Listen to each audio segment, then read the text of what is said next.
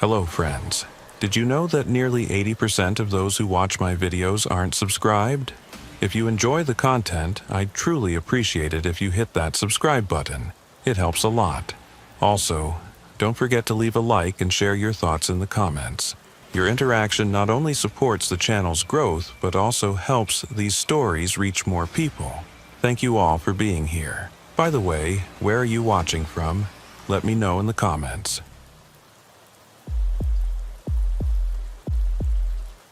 My name is Eulalia Crowthorne.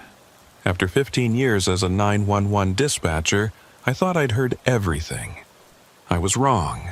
These 5 calls still wake me up at night. The first one came on a Tuesday night in October. I remember because the autumn storms had been particularly fierce that year, and the power had been flickering all evening at the dispatch center. My shift had started at 11 p.m., and by 2 in the morning, the usual drunk driving calls and domestic disputes had died down to almost nothing. The dispatch center was quieter than usual. My colleague Martha was handling a fender bender on the interstate, and I was sipping my 3rd cup of coffee, watching the rain streak down the windows. The fluorescent lights hummed overhead, casting that harsh white glow that makes everything look washed out and unreal in the deep hours of the night. The clock showed 2:47 a.m. when the call came in. At first, I heard nothing but static. Not unusual for storm nights when the lines get affected by the weather. I followed protocol, speaking clearly into my headset. 911. What's your emergency? More static, then something else. Breathing. Slow, labored breathing that sounded wet, like someone with pneumonia trying to catch their breath. I leaned forward in my chair, adjusting my headset. Hello? This is 911. Can you hear me? Are you hurt? The breathing continued for several seconds, and then I heard it. A whisper so faint I had to strain to make out the words. She's in my house. The voice belonged to an elderly man, his words trembling with what sounded like pure terror. I pulled up the call information on my screen. The address showed as 1847 Thornfield Avenue, registered to a Thaddeus Ashworth, age 78. Sir, is someone in your house? Are you in immediate danger? She's been here for 3 days. The whisper came again, barely audible. I can hear her walking around at night. She knows I'm here.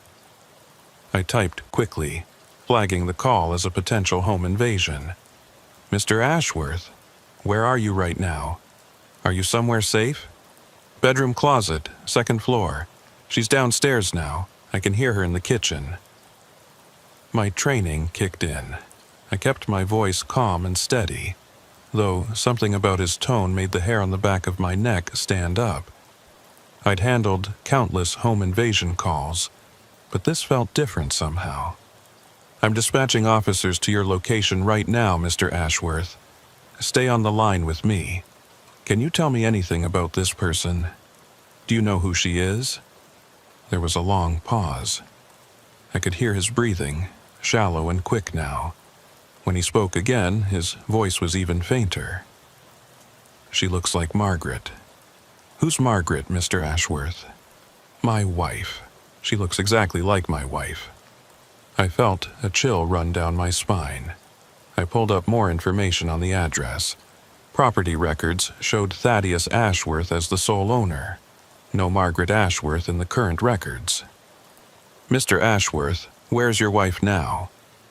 Another pause. Then, she died 6 years ago. Cancer. But this woman, she looks just like her. Same face, same hair, even wearing her clothes. The blue dress she was buried in. I swallowed hard, trying to maintain my professional composure.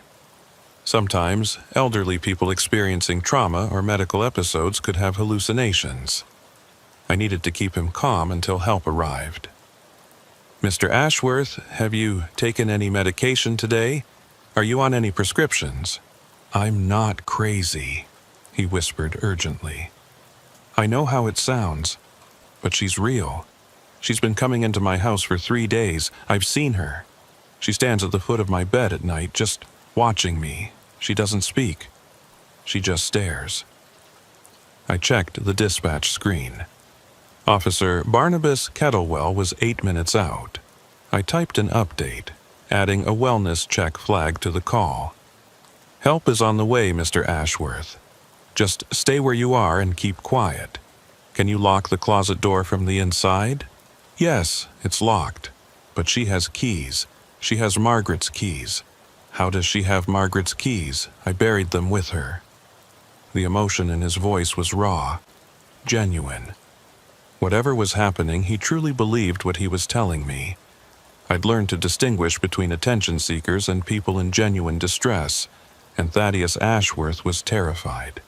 Mr. Ashworth, has anything been moved or taken from your house? The photos, he whispered. All the photos of Margaret are turned face down, every single one. I turned them back up, and by morning, they're face down again. And the smell. The house smells like her perfume. White shoulders. She always wore white shoulders. I heard something in the background of the call, a creaking sound like footsteps on old wooden stairs. Thaddeus's breathing quickened. She's coming upstairs. Stay calm, Mr. Ashworth. The officer is 5 minutes away. The footsteps were clearer now, slow and deliberate. I could hear them through the phone, each step creaking in a rhythm that seemed almost purposeful. Then they stopped. She's outside the bedroom door, Thaddeus whispered, his voice barely audible now. She's just standing there. She always just stands there. Don't make any noise, Mr. Ashworth. Just stay hidden. I could hear his rapid breathing, could feel his terror through the phone line. The silence stretched on for what felt like an eternity. Then, I heard something that made my blood run cold. A woman's voice, soft and melodious, came through the line. She was humming. The tune was old, something from the 40s or 50s, sweet and haunting in the darkness. Mr. Ashworth, I said urgently, is that her? That's Margaret's song, he breathed. She used to hum that when she cooked dinner. Every night, the same song. The humming continued, and then I heard the bedroom door open. The creak was long and drawn out, like something from a horror movie. Thaddeus's breathing became erratic. She's in the room. Oh God, she's walking toward the closet. The officer is 3 minutes away, Mr. Ashworth. Just hold on. The footsteps moved across the room, each one deliberate and measured. The humming never stopped.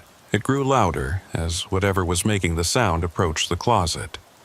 Then silence. Mr. Ashworth, I called out. Are you there? I heard movement, rustling, and then Thaddeus's voice, high and terrified. She's standing right outside the closet door. I can see her shadow under the crack. She's just standing there. Don't engage with her, Mr. Ashworth. Just wait for the police. She's not moving. Why isn't she moving? She always leaves after a few minutes, but she's not leaving. I watched the dispatch screen. Officer Kettlewell was pulling onto Thornfield Avenue. 1 minute out. Then I heard it. The closet doorknob rattling.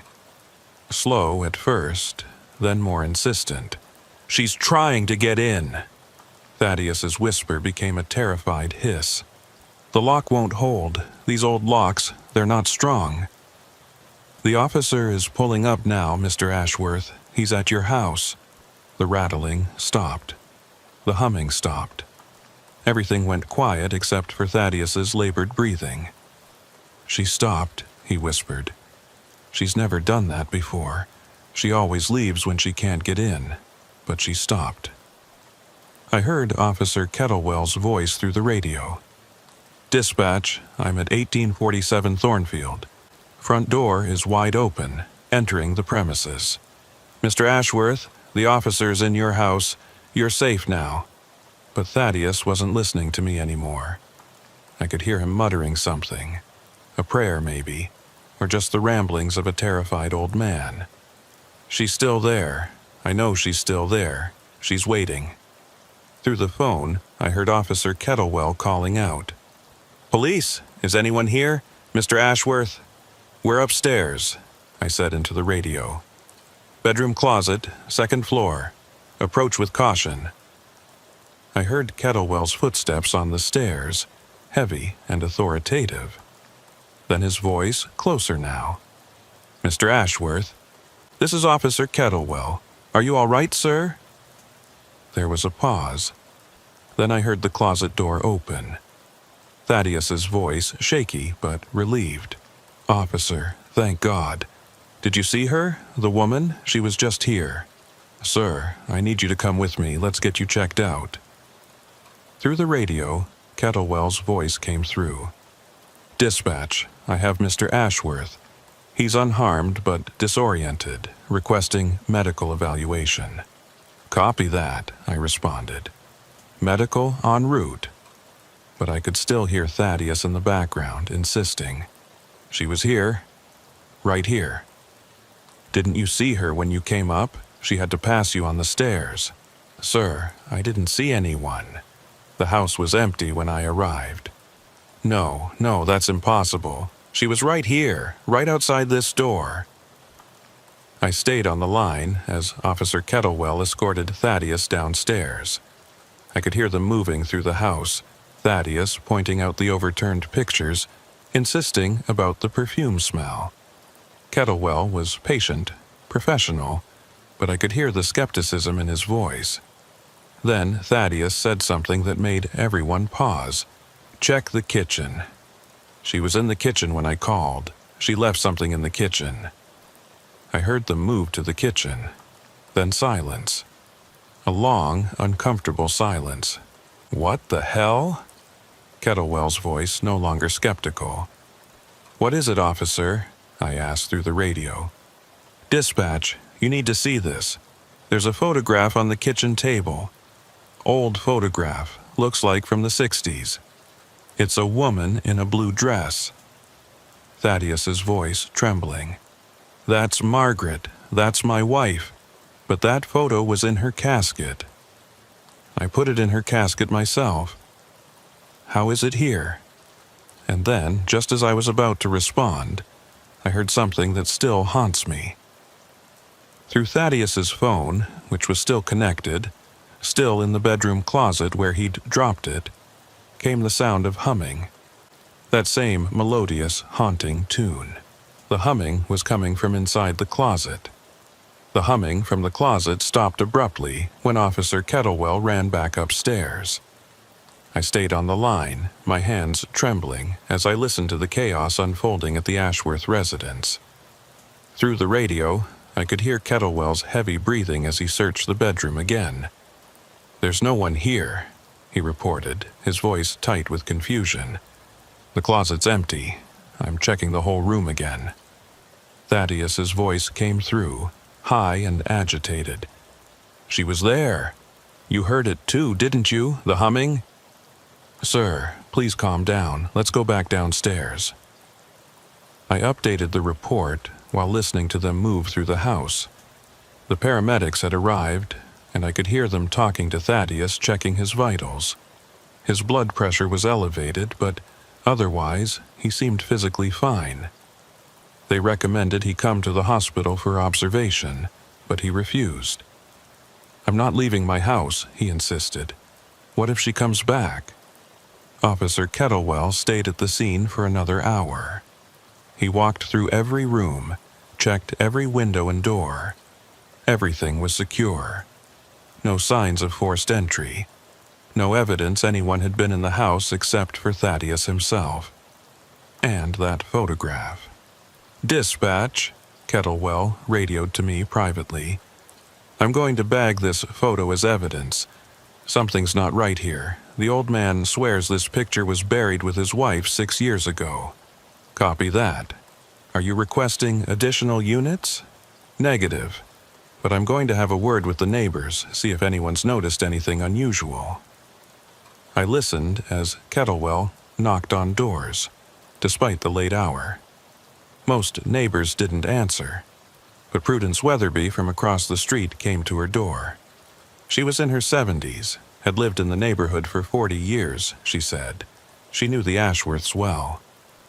"Oh, that poor Thaddeus," she said when Kettlewell explained the situation. "He's been so lonely since Margaret passed. Such a devoted couple they were. 52 years of marriage. Ma'am, have you noticed anyone unusual around Mr. Ashworth's house recently? Any visitors?" There was a pause. Then Prudence's voice dropped lower. "Well, now that you mention it, I have seen someone. A woman. I thought it was peculiar because she only comes at night." My pulse quickened. I leaned closer to my console, straining to hear every word. "Can you describe this woman?" Kettlewell asked. "It was dark, you understand, but she looked to be in her 60s or 70s. Had that silver hair that Margaret used to have, styled the same way too. That's why I noticed her, actually. From behind, she looked just like Margaret. Gave me quite a start the first time I saw her." "When was this?" 3 nights ago was the first time. I have insomnia, you see, and I was up around 3 in the morning. I saw her walking up Thaddeus's front path. She had a key. Let herself right in like she lived there. I thought maybe it was a relative come to visit, though it seemed an odd hour for it." "Did you see her leave?" "No, but I saw her again last night. Same time, same thing. Just walked right in. I was going to mention it to Thaddeus, but I didn't want to pry. You know how people are about their personal business." Kettlewell thanked her and returned to the Ashworth house. Thaddeus was still agitated, pacing his living room while the paramedics tried to convince him to go to the hospital. "Mr. Ashworth," Kettlewell said, "your neighbor saw someone entering your house. A woman matching the description you gave. We're going to take this seriously." The relief on Thaddeus's face was palpable, even through the radio chatter. "You believe me then? I'm not going crazy? Sir, I'm going to call for backup. We'll have someone stationed outside your house tonight, and tomorrow we'll have a detective come by to take a full statement. In the meantime, I strongly suggest you stay with a friend or relative." "I don't have anyone," Thaddeus said quietly. "Margaret was all I had. Our son lives in Australia, haven't spoken in years." Something about the sadness in his voice made my chest tighten. I'd heard that tone too many times in my career. The voice of someone utterly alone. Kettlewell arranged for Thaddeus to stay at a nearby motel for the night, one the department sometimes used for witness protection. Another officer, Patrolman Henderson, would watch the Ashworth house. I thought that would be the end of it. I was wrong. At 4:37 a.m., Henderson radioed in. "Dispatch, I have movement at the Ashworth residence." I sat up straight, suddenly wide awake. "What kind of movement?" "There's someone inside. I can see a figure moving past the windows. Looks like it's a woman, older woman in a blue dress." My blood ran cold. "Are you certain the house was empty when you started surveillance?" "Positive. Officer Kettlewell and I did a full sweep before he left. Every room, every closet. The house was empty, and I've been watching the only 2 entrances. No one went in. I'm sending backup. Do not approach alone." "Copy that. She's at the front window now. She's looking right at me. Can you describe her?" There was a long pause. When Henderson spoke again, his voice was shaking. "Dispatch, I know this sounds crazy, but I knew Margaret Ashworth. My mother was in her book club. This woman. She looks exactly like her, exactly, but Margaret Ashworth is dead. I was at her funeral. Stay in your vehicle, Henderson.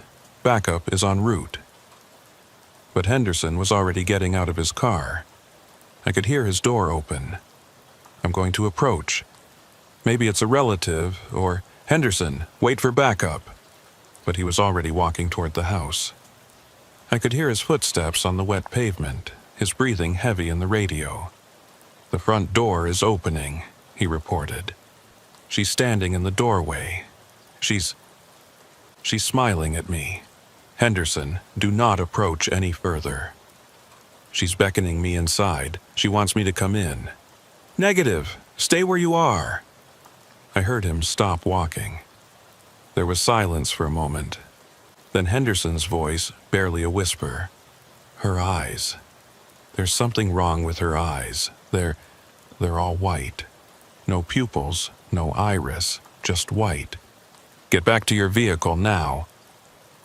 I heard rapid footsteps as Henderson ran back to his patrol car. The sound of the door slamming, the locks engaging. His breathing was ragged. She's following me. She's walking toward the car. Slow, like she's got all the time in the world. Backup is 3 minutes out. She's at my window. She's just standing there, staring at me with those white eyes. And she's humming. That same song the old man mentioned. I can hear it through the glass. I could hear it too, faint but unmistakable through Henderson's radio. That haunting, melodious tune from another era. It made my skin crawl. She's putting her hand on the window. Her hand. It's going through the glass, like the glass isn't even there. Henderson, drive! Get out of there! I heard the engine start, tires squealing as Henderson peeled away from the curb. She's still standing there, he said, his voice shaking, in the middle of the street, watching me go. Just standing in the rain in that blue dress. Sergeant Cornelius Blackstone arrived with 2 other units minutes later. They found the house empty. No woman in a blue dress. No sign of forced entry. Nothing disturbed except for one thing. Every photograph in the house had been turned face down again, and on the kitchen table was another item that shouldn't have been there. Margaret Ashworth's driver's license, the one that had been buried with her 6 years ago. Blackstone called me directly. Eulalia, what the hell is going on here? Henderson's a good cop, not prone to hysteria. And this license, I checked with the DMV. This exact license was supposed to have been destroyed after Margaret Ashworth's death. It was never renewed, never replaced. So, how is it here? I don't know, Sergeant. And there's something else. I just got off the phone with Thaddeus Ashworth at the motel. He's hysterical. Says he's been getting phone calls in his room. No one speaks, but he can hear that humming. That same damn song. The motel staff says no calls have come through their switchboard to his room. I felt a chill run down my spine. What do you want to do? I'm posting round-the-clock surveillance on that house. And I'm calling in Detective Whitmore from the state police. This is beyond weird, Eulalia.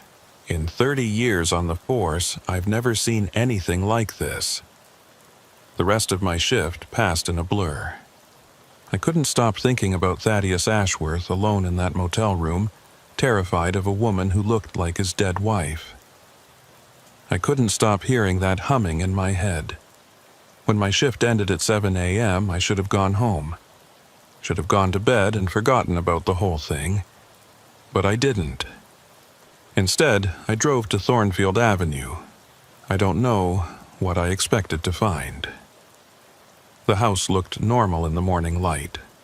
A 2-story colonial with white siding and black shutters. The lawn was slightly overgrown, and there were newspapers piling up on the porch. It looked like any other house where an elderly person lived alone. I sat in my car for a few minutes just watching. There was still police tape across the front door, and I could see Officer Mitchell in his patrol car, keeping watch. I was about to leave when I noticed something. Movement in the upstairs window. Just for a second, a figure in blue passing by. I got out of my car and walked over to Mitchell. "Did you see that upstairs window?" Mitchell looked up, then shook his head. "The house is empty, ma'am. Sergeant Blackstone checked it himself an hour ago." But I knew what I had seen, and as I stood there staring up at that window, I saw her. An elderly woman with silver hair, wearing a blue dress, standing perfectly still, looking down at me. Her face was pale, too pale, and even from that distance I could see her eyes, those terrible white eyes. "Mitchell," I said, my voice barely steady, "look at the window. Second floor, far right." Mitchell looked up. "I don't see anything, ma'am." But she was right there, staring at me. And then she smiled, and I understood with horrible clarity that she could see me seeing her. She raised one hand slowly and beckoned to me, just as Henderson had described. I backed away, my heart pounding. "I have to go," I mumbled to Mitchell, practically running to my car. As I drove away, I looked in my rearview mirror. She was still there in the window, watching me leave. And I swear, even though it was impossible, I could hear her humming. I didn't sleep that day. Every time I closed my eyes, I saw that pale face in the window, those white eyes staring down at me. I called in sick for my next shift, something I'd never done in 15 years. But I couldn't stop thinking about Thaddeus Ashworth and what was happening in that house. The next morning, I got a call from Sergeant Blackstone. "Eulalia, I know you're off duty, but I thought you should know. Thaddeus Ashworth is dead." The words hit me like a physical blow. I sank into my kitchen chair, the phone trembling in my hand. What happened? Hotel maid found him this morning. Natural causes, the coroner says. Heart failure. But Eulalia, there's more. The maid said the room smelled overwhelmingly of perfume. White shoulders, according to her, and Thaddeus was holding something in his hand. A locket with a picture of Margaret inside. The same locket that was buried with her. I felt sick. That's impossible. That's what I said. But I went to the cemetery myself. Had them check Margaret Ashworth's grave. The groundskeeper swears no one has disturbed it. But when we got a court order to examine the casket, Eulalia, the locket was gone. So was the photograph we found in the kitchen. The dress she was buried in was missing too. You opened the casket? We had to. And that's not the worst part. The body, Margaret Ashworth's body, showed no signs of decomposition. 6 years in the ground, and she looked like she'd been buried yesterday. The funeral director who handled her burial came with us. He went white as a sheet when he saw her. Said it was impossible, that the embalming process couldn't preserve a body like that for so long. I couldn't speak. My mind was reeling, trying to make sense of what he was telling me. "There's more," Blackstone continued. "We found Thaddeus's journal in his motel room. He'd been writing in it the night he died. The last entry.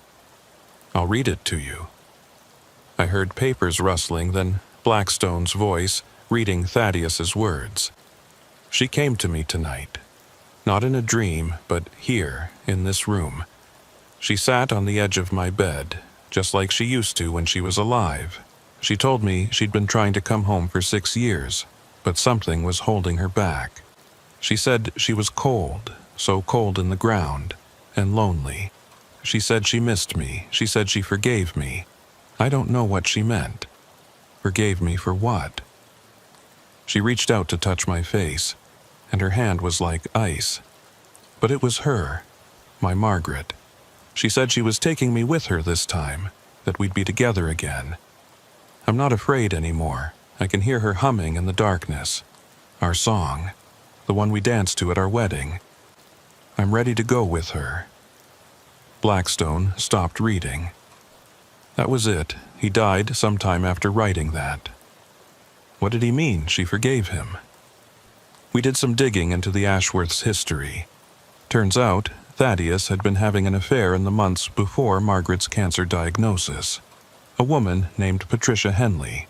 She worked at his accounting firm. Margaret never knew, or at least Thaddeus thought she never knew. Patricia Henley moved to Florida after Margaret's death. We tracked her down, and she confirmed the affair. Said Thaddeus broke it off when Margaret got sick, devoted himself entirely to her care. The guilt must have been eating him alive, I said. That's what the department psychologist thinks. Guilt-induced hallucinations, mass hysteria, all that. But it doesn't explain the physical evidence, the photographs, the license, the locket, or what Henderson and the others saw. Others? Oh, right. You haven't heard. After Thaddeus died, 3 more officers reported seeing the woman in the blue dress. She was spotted at the cemetery, standing by Margaret's grave, then at the funeral home where her service had been held, and finally at the hospice where she died. Always at night, always in that same blue dress, always with those white eyes. I shivered, pulling my robe tighter around myself. What happened to the house? Thaddeus's son flew in from Australia to handle the estate. He put it on the market immediately, didn't even go inside. Said he wanted nothing to do with it. It sold within a week to a young couple from out of state. The Fairweathers, I think.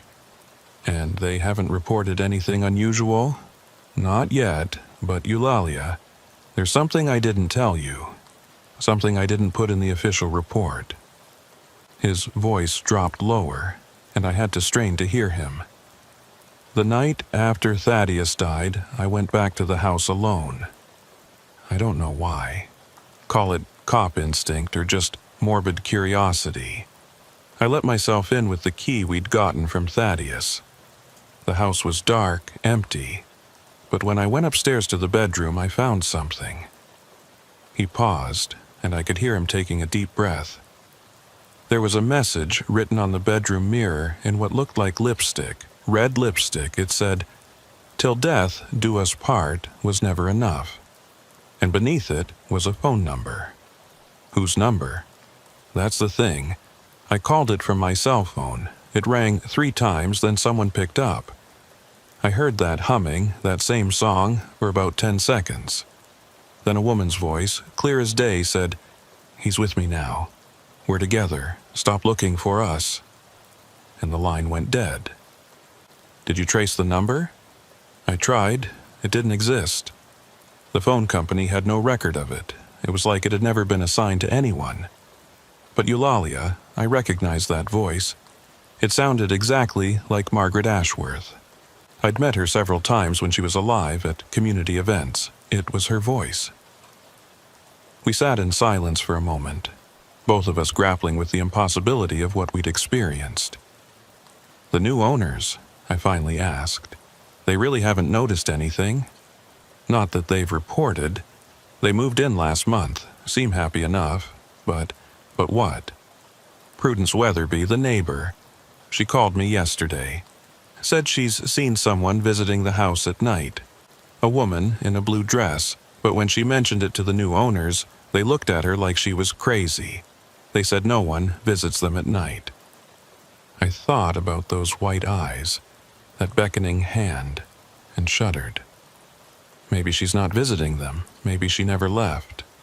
Blackstone sighed. Maybe. Or maybe we're all going crazy. Either way, the case is closed. Officially, Thaddeus Ashworth died of natural causes, complicated by dementia and hallucinations. That's what's going in the report. But we both knew that wasn't the whole truth. After I hung up with Blackstone, I tried to put it all behind me. I went back to work, handled other emergencies, other tragedies. But every now and then, usually on quiet nights when the dispatch center was still and the rain was falling, I would think about that call, about Thaddeus Ashworth's terrified whisper, and that haunting humming. 3 months later, I got another call that brought it all back. It was from the new owners of 1847 Thornfield Avenue, Millicent Fairweather, her voice high with panic.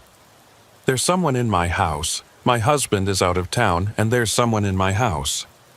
I dispatched units immediately, but as I talked her through the wait, she said something that made my blood run cold. "She's humming, the woman, she's humming this old song, and she's wearing a blue dress. She looks like the woman from the photographs we found in the attic. Old photographs from the 60s. "What photographs?" I asked, though I already knew the answer. "The previous owner's wife, I think, Margaret something. We found a box of them, but that woman's dead, isn't she? The neighbor told us she died years ago. I stayed on the line with Millicent until the police arrived. They found no one in the house. No sign of an intruder, but Millicent swore she'd seen her, an elderly woman with silver hair and white eyes, standing at the foot of her bed. The Fairweathers moved out the following week. The house on Thornfield Avenue has been sold 4 times since then. No family ever stays longer than a few months. They all report the same things.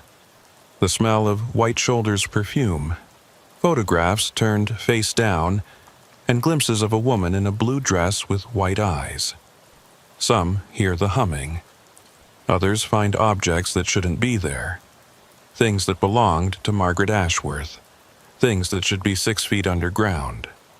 I drive by the house sometimes, though I know I shouldn't. It's been empty for the past year. No one wants to buy it anymore. The real estate agents don't even show it after dark. But sometimes when I pass by at night, I see a light in the upstairs bedroom window. And once, just once, I saw her again, standing in that same window, looking down at the street. She wasn't alone that time. There was a figure beside her, a man with silver hair, stooped with age. They stood together, perfectly still, like a photograph from another time. And even though my windows were rolled up and I was driving away as fast as I could, I swear I could hear them both humming that song, their song, the one they danced to at their wedding. I looked up the song once. It was called Till the End of Time. The lyrics talk about love lasting beyond death, about souls finding each other in eternity. I wish I'd never looked it up, because now, when I lie awake at night, I hear those words in my head, in Margaret Ashworth's voice, in that terrible, sweet humming. The house still stands empty on Thornfield Avenue. The for sale sign has been taken down. Sometimes people report seeing lights inside, shadows moving past the windows. The police don't respond to those calls anymore. They've learned there's no point. Whatever is in that house, whatever Margaret Ashworth became or always was, she's not leaving, she's home. And she has what she wanted. She has Thaddeus with her forever. I'm retiring next month. 15 years of 911 calls, and this is the one that finally broke me. Not because of what I heard or saw, but because of what I've come to understand. Love doesn't always die when we do. Sometimes it becomes something else, something that doesn't belong in the world of the living, something that waits in the darkness, humming old songs and watching with white eyes. To this day, I don't know what really happened in that house. I don't know if Margaret Ashworth somehow came back from the dead, or if something else took her form. I don't know if Thaddeus died of natural causes, or if she really did take him with her. I don't know why some people can see her and others can't. All I know is that the dead don't always stay buried. And sometimes, just sometimes, love is the most terrifying force of all. The house on Thornfield Avenue is still there, still empty, still waiting. And on quiet nights, if you listen carefully, you can still hear the humming. The dispatch center was decorated with cheap tinsel and paper snowflakes that Martha had put up to make the place feel less depressing. Outside, an ice storm was coating everything in a crystalline shell that would be beautiful if it weren't so dangerous. We'd already handled 17 weather-related accidents since my shift started. It was 11:43 p.m. when the call came in. The caller ID showed a local cell phone number, and the GPS coordinates put the caller somewhere on the outskirts of town, near the old industrial district. 911, what's your emergency? There was heavy breathing on the line, panicked and quick. Then a woman's voice, middle-aged, terrified. Please help me. I think I'm at the wrong address. It was an odd way to start an emergency call. I leaned forward, fingers poised over my keyboard. Ma'am, are you in danger? What's your location? The GPS said 4782 Industrial Way, but this can't be right. This can't be the right place. Oh God, they're coming back. Who's coming back? Ma'am, what's your name? Millicent Fairweather. I was supposed to meet someone about buying antique furniture. They said they had a warehouse full of Victorian pieces. But this isn't a furniture warehouse. I pulled up the address on my system. 4782 Industrial Way was an old meatpacking plant that had been closed for 3 years. My screen showed several previous calls from that location, mostly vandalism and trespassing reports. Millicent, are you inside the building or outside? Inside. I'm hiding in what looks like an old freezer room. The door was open when I got here, and there were lights on, so I went in. But there's no furniture here. There are tables with straps, medical equipment, and the smell, it smells like copper and bleach. My fingers flew across the keyboard, flagging this as a potential kidnapping or worse. I dispatched units immediately, sending Officers Archibald Thornberry and Ignatius Cromwell, who were closest to that location. Millicent, help is on the way. Can you describe who you were supposed to meet? The email said his name was Augustus Whitmore. He sent photos of beautiful Victorian armoires and chairs. Said he needed to sell quickly due to a family emergency. The price was so good, I should have known something was wrong. Did you come alone? Yes. My husband is out of town. I didn't tell anyone where I was going. Oh God, I'm so stupid. You're not stupid, Millicent. You're being very brave. Can you hear anyone now? Footsteps. Above me. This place has metal floors and I can hear them walking. More than one person. I checked the officer's ETA. 6 minutes out. The ice storm was slowing everything down. Can you lock the door to the freezer room? No, the lock's been removed. There's just a hole where it should be. Wait, the footsteps stopped. The silence that followed was agonizing. I could hear Millicent's shallow breathing, could feel her terror through the phone line. Then, a new sound. Voices, muffled but getting clearer. She's here somewhere, a man's voice said. Deep, calm, almost conversational. The door was still open when we got back. I told you we should have locked it, another voice responded, younger, nervous. What if she saw the room? Then we clean up. We've done it before, Millicent whispered into the phone, her voice barely audible. They're going to kill me. Stay calm, Millicent. Officers are 4 minutes away. Is there anywhere in that room you can hide better? There are some old meat hooks hanging from chains and plastic sheeting. I could get behind the sheeting. Do it quietly. I heard rustling as she moved. The voices were getting closer now, systematically checking rooms. The furniture buyer should be here by now, the older voice said. Woman named Fairweather. Paid the deposit already. What if she got spooked and left?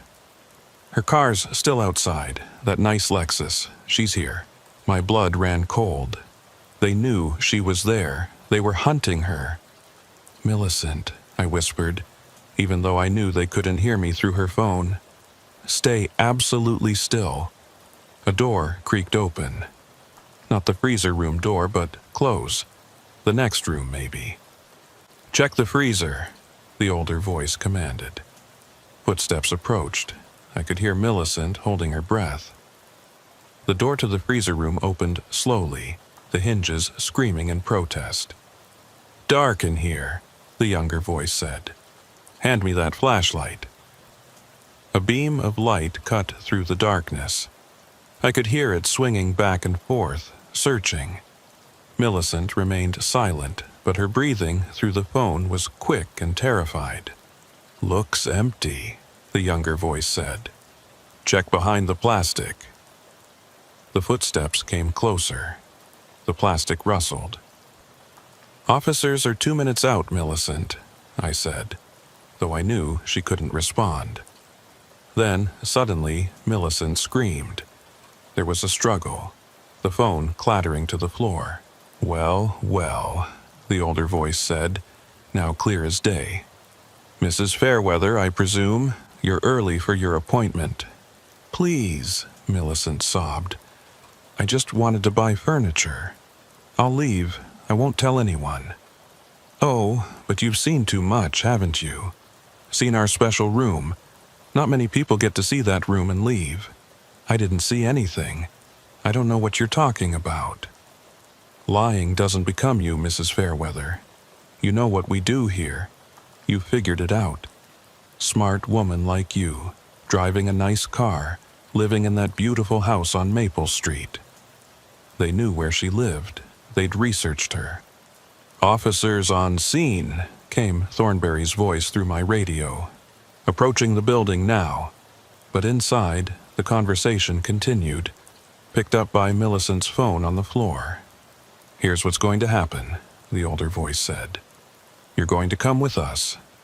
You're going to be our guest for a while, and depending on how cooperative you are, this can be easy or hard. The police will look for me. My husband will know something's wrong. Your husband is in Chicago until Thursday. You told your neighbor you were going Christmas shopping. No one expects you home for hours.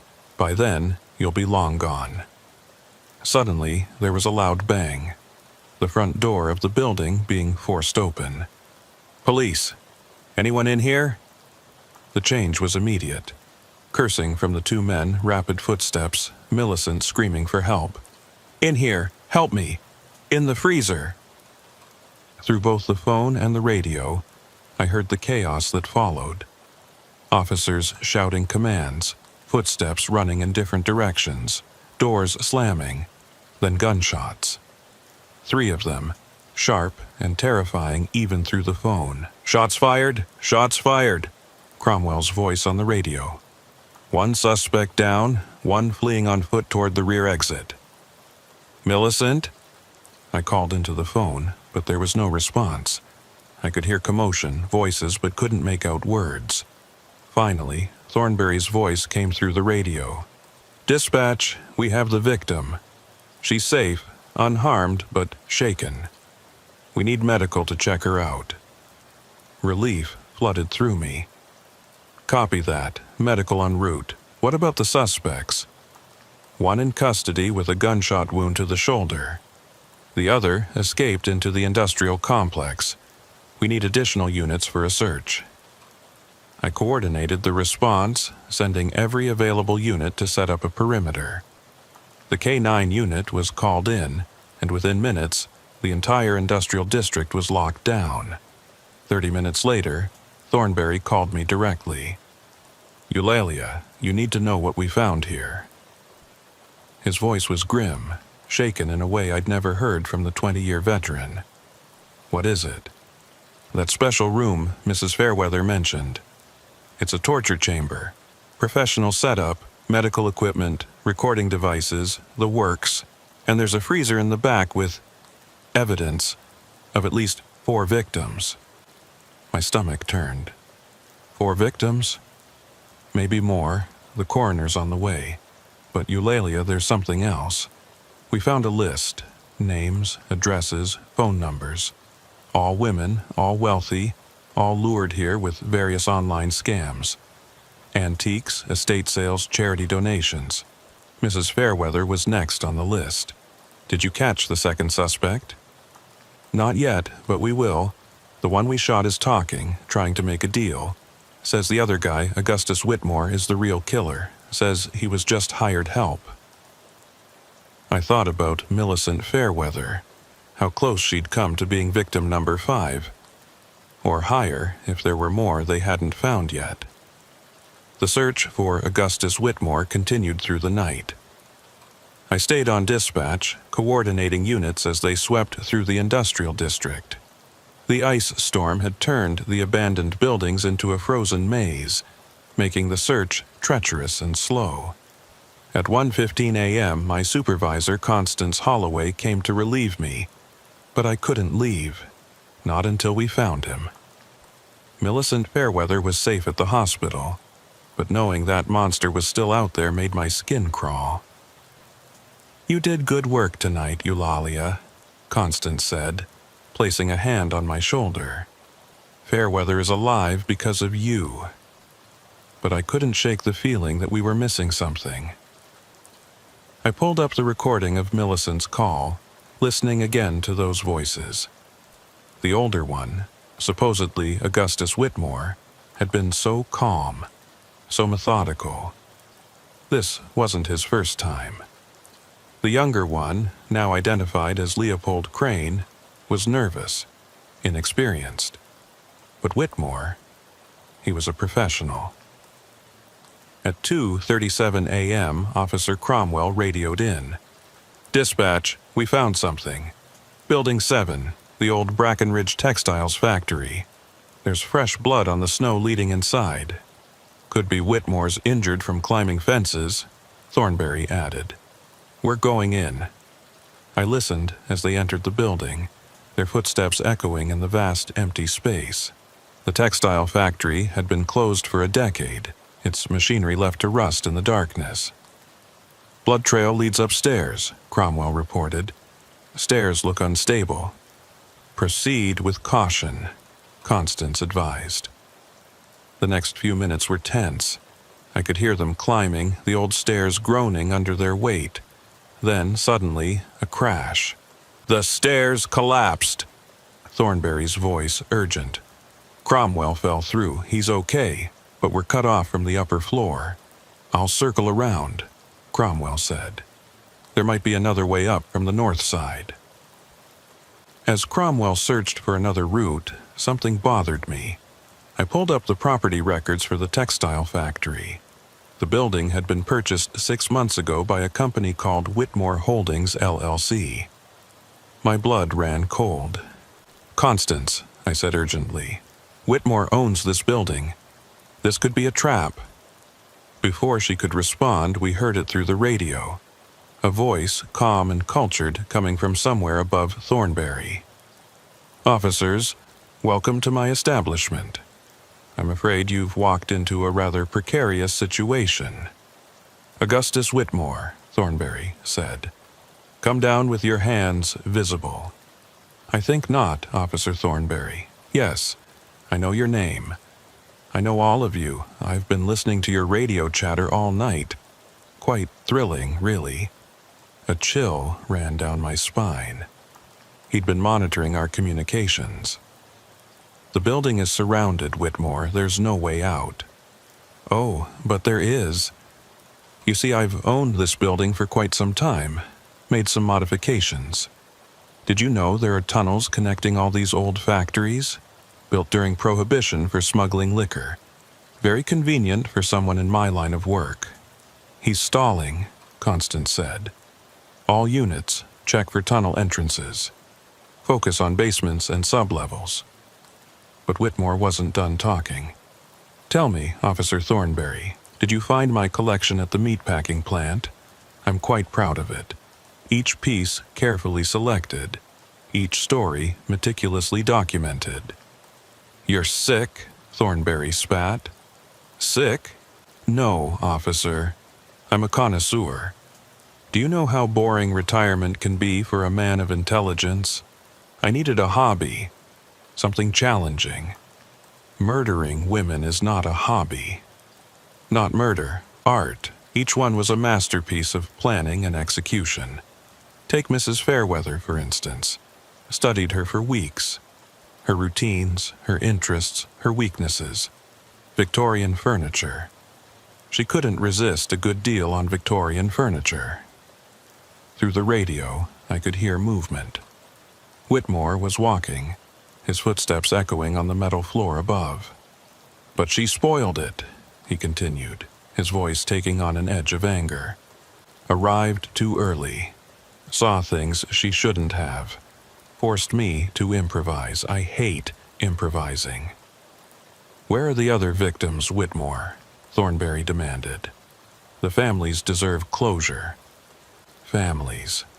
Yes, they always want closure, don't they? As if knowing the details would help. Would it help them to know that Penelope Ashford begged for her children in her final moments?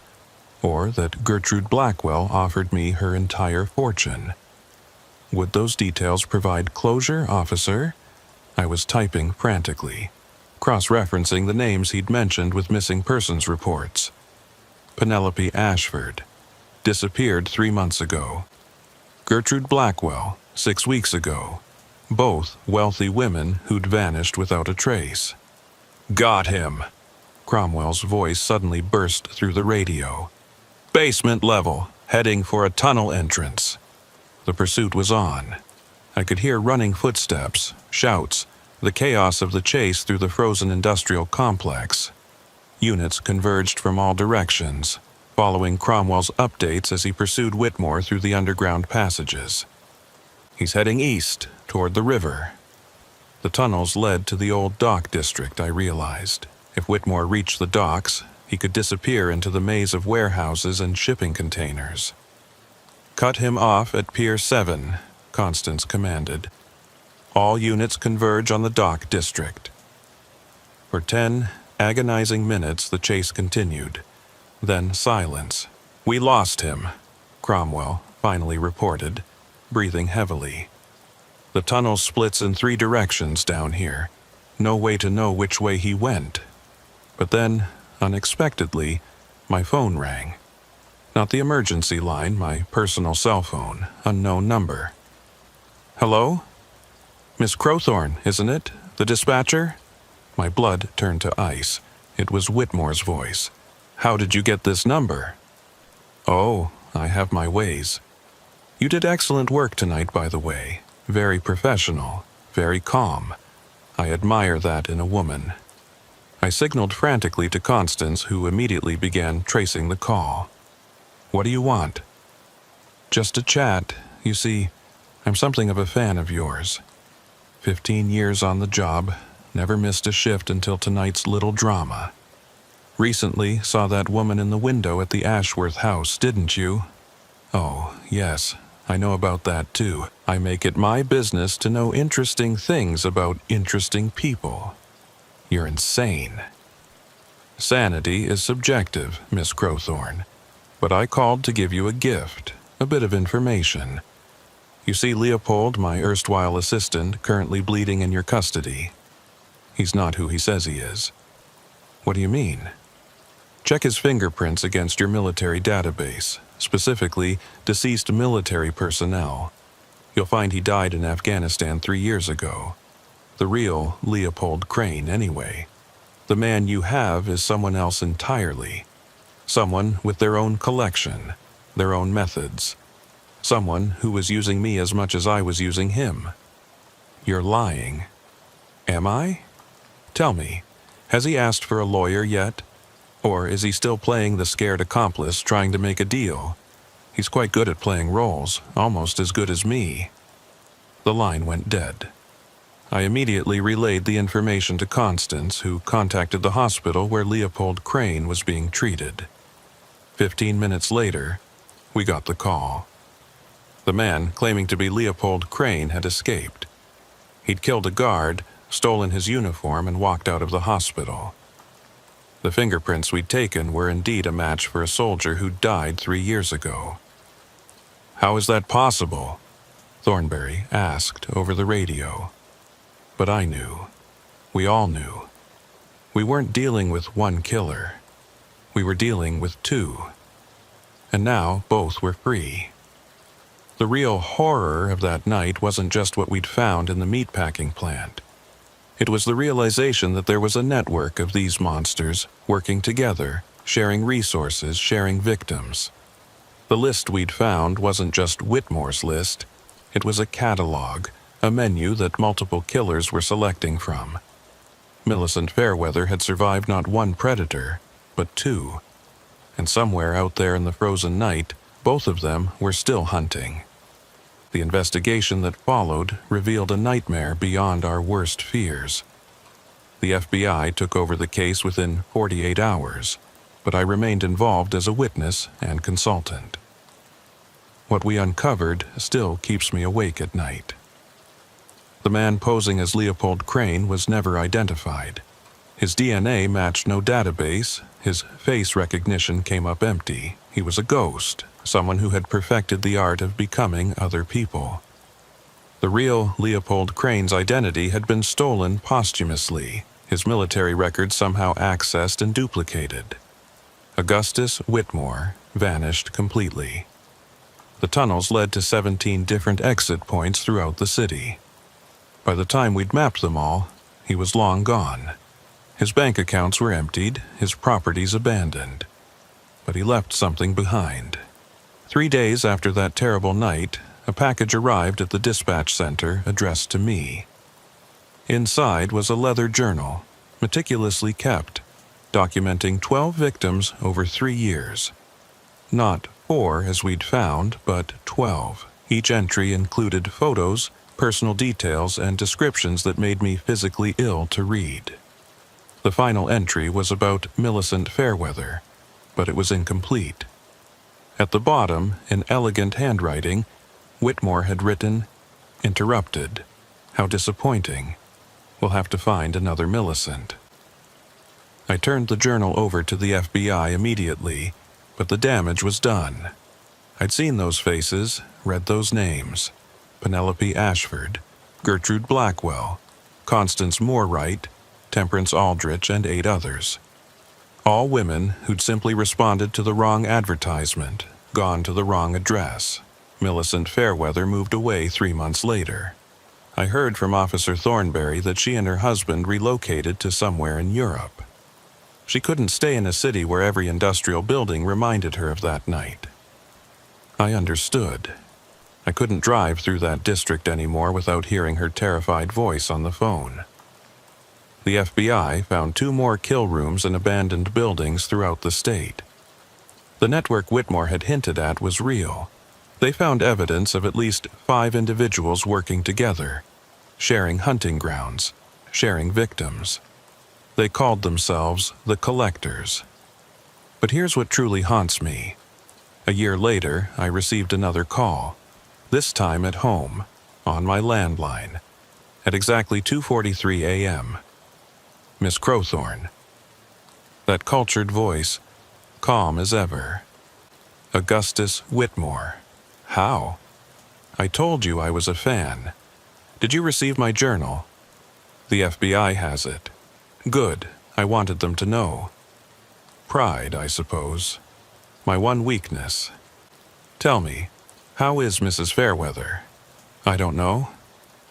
Lisbon. She's in Lisbon. Lovely city. I was there last month.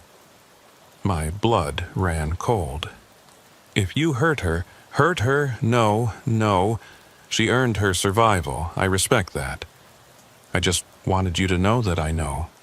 I always know. Why are you calling me? Because you're the only one who listened. Really listened. That night you heard everything, understood everything. You knew I wouldn't be caught in those tunnels. You knew before anyone else that there were 2 of us. The FBI will trace this call. Let them. I'm calling from a ferry in international waters. By the time they figure that out, I'll be in another country. But I wanted to tell you something, Miss Crowthorne. A warning, perhaps, or a promise. What? The man who posed as Leopold Crane? He's still in your city. He's taken a new name, a new face. He might be a police officer now, or a paramedic. Someone you trust, someone you work with.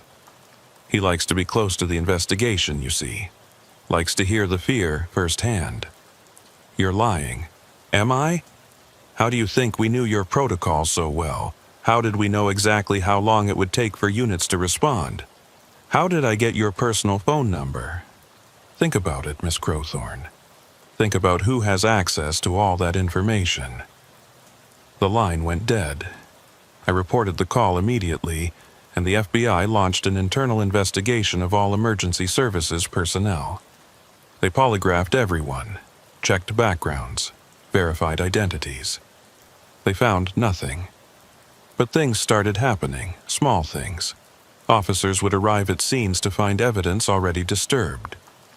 Radio frequencies would mysteriously broadcast old recordings of emergency calls. Personnel files would go missing and reappear with subtle alterations. Someone was playing with us. Someone on the inside. 6 months ago, Constance Holloway retired suddenly. No explanation, just gone. A week later, Officer Cromwell transferred to another state. Then Thornbury took early retirement. One by one, everyone involved in the Fairweather case left or disappeared. I'm the only one still here, still answering calls, still waiting. Last week, I received another package. No return address. Inside was a single photograph. Millicent Fairweather walking down a street in Lisbon, taken from a distance. On the back, written in that same elegant handwriting, "She's safe, for now, but there are so many other Millicents." I don't know if Augustus Whitmore took that photo, or if it was the fake Leopold Crane. I don't know if they're still working together or hunting separately. I don't know if the person sitting next to me at dispatch is really who they claim to be. All I know is that every time I answer a call from a woman alone, asking for help, I wonder if she's calling from the wrong address. I wonder if she's about to become part of someone's collection. The FBI says the collectors' network was dismantled, that most of the members were caught or killed. But I know better. Augustus Whitmore is still out there. The fake Leopold Crane is still out there. And sometimes, on quiet nights when the dispatch center is almost empty, I hear footsteps that don't belong to anyone on shift. I'm retiring next month. 15 years was enough, but before I go, I needed to document this story. Because someone needs to know. Someone needs to remember. If you ever get an amazing deal online that requires you to pick up the item in person, if the address leads you to an abandoned building, if something feels wrong, trust your instincts. Turn around. Drive away. Don't become part of the collection. To this day, I don't know how many victims there really were. I don't know how many killers are still active. I don't know if Millicent Fairweather is truly safe in Lisbon, or if she's being watched, waiting for the right moment. All I know is that some addresses should never be visited, some calls should never be made, and some monsters never stop hunting. It started on a humid August night. The air conditioning in the dispatch center was struggling, and we were all irritable from the heat. I was working the graveyard shift with 2 other dispatchers, handling the usual weekend chaos of bar fights and domestic disputes. At 3:17 a.m., a call came in.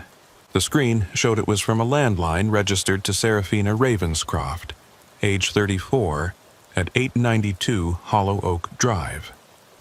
But when I answered, there was only silence. 911, what's your emergency? Nothing. Not even breathing. Just an open line. This happens more often than people think. Pocket dials, children playing with phones, technical glitches. Protocol dictates we stay on the line for at least 20 seconds, listening for any signs of distress. Hello? Is anyone there? If you can't speak, press a button on your phone. Still nothing. I was about to categorize it as a misdial when I heard it. Faint, almost imperceptible. The sound of fabric rustling. Then, barely audible, a whisper. He's here. The words were so quiet I almost missed them. A woman's voice, trembling with fear. Ma'am, who's there? Are you in danger? Silence again. But I could sense someone on the other end listening, afraid to speak. I immediately flagged the call as a potential domestic violence situation and dispatched Officer Maximilian Sterling to the address. Ma'am, if you can't talk safely, just stay on the line. Help is coming. For 3 minutes, I listened to nothing but silence. Then I heard footsteps. Heavy, deliberate footsteps getting closer to wherever the phone was. A door opened, a man's voice muffled and distant. Seraphina, who are you talking to? No response from the woman. The footsteps came closer. I asked you a question. Still no response. Then I heard the phone being picked up. Breathing now, slow and controlled, male breathing. "Hello?" I said. "This is 911. We received a call from this number." The breathing continued for several seconds. Then a calm, measured voice spoke. "I apologize, dispatcher. My wife has been having episodes, sleepwalking, calling people while unconscious. It's quite embarrassing." Something about his tone set off every alarm in my head. Too calm, too rehearsed. "Sir, I need to speak with your wife to confirm she's okay. She's gone back to bed. As I said, she's been sleepwalking. The doctor says it's stress-related." "What's your name, sir?" A pause. Theodore Ravenscroft." I checked the records. The house was registered to Serafina Ravenscroft only. No Theodore in the system.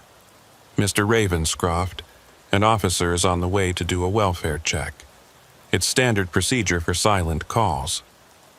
The breathing changed, became slightly faster. "That's really not necessary. We're fine. I'm afraid it's protocol, sir." The line went dead. Officer Sterling arrived at the house 7 minutes later. I stayed on with him as he approached. "Dispatch, I'm at the residence. Lights are on inside. No vehicles in the driveway. Proceed with caution. The male subject seemed agitated about your visit." Sterling knocked on the door. No answer. He knocked again, announcing himself. Finally, the door opened. Through Sterling's radio, I heard a woman's voice, polite but strained. "Officer, is something wrong?" "Mrs. Ravenscroft, we received a 911 call from this address. I need to make sure everyone's okay." "A call? I didn't make any call." "Is anyone else home with you, ma'am?" "No, I live alone. My husband and I divorced 2 years ago." My blood ran cold. I quickly typed this information to Sterling's mobile terminal. "Ma'am, I need to check the house for your safety." "Of course, please, come in." I listened as Sterling walked through the house. Living room clear, kitchen clear, dining room clear. Then he went upstairs, master bedroom clear, guest room clear. But then he stopped. "Ma'am, this door is locked. That's the attic. I never go up there. Lost the key years ago." "Do you hear that?" Sterling said into his radio. I listened carefully. There was something. A faint sound, rhythmic, like dripping water. "Ma'am, I need to access this attic." "But I told you I don't have the key." "Then I'll need to force it open." Serafina's voice changed, became more urgent. "No, please. You can't. He said, there's nothing up there. Just old furniture." "He said? Who's he, Mrs. Ravenscroft?" "Nobody. I misspoke. Please, officer, everything's fine." Sterling's voice was firm. "Ma'am, step back." I heard the sound of wood splintering as Sterling forced the door. Then footsteps on stairs. Then Sterling's voice tight with shock. "Jesus Christ.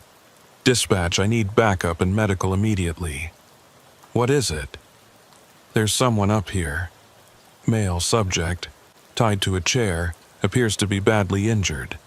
He's alive but barely conscious."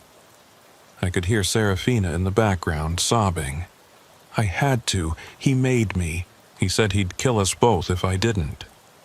"Who made you, ma'am?" Sterling asked. "I don't know his name. He comes at night. He's been keeping Thomas up there for 3 days. My ex-husband. The man forces me to bring food and water up, but I can't let Thomas go. He's always watching." "Where is this man now?" "I don't know. He left an hour ago. He always leaves before dawn. But he has cameras. He watches through cameras. He'll know you're here." Sterling immediately called for additional units and began searching for cameras. They found 7 hidden throughout the house, all streaming to an unknown location. Thomas Ravenscroft was rushed to the hospital with severe dehydration and multiple injuries consistent with torture. But the real horror came when they checked Serafina's phone records. She had called 911 times in the past 3 days. Each time, the call lasted only seconds before being disconnected. Each time it was logged as a misdial. "Why didn't you say something when you called?" I asked her later, when she was safe at the station. "I tried. The first time I started to speak, but he was right behind me. He had a knife to Thomas's throat. Said if I spoke, he'd kill him. So I hung up. After that, he made me call every night just to prove I could without asking for help. It was a game to him. But tonight you spoke. Tonight he was upstairs with Thomas. I thought I had enough time, but he heard me somehow. He always hears everything." The investigation revealed that someone had been stalking Serafina for months.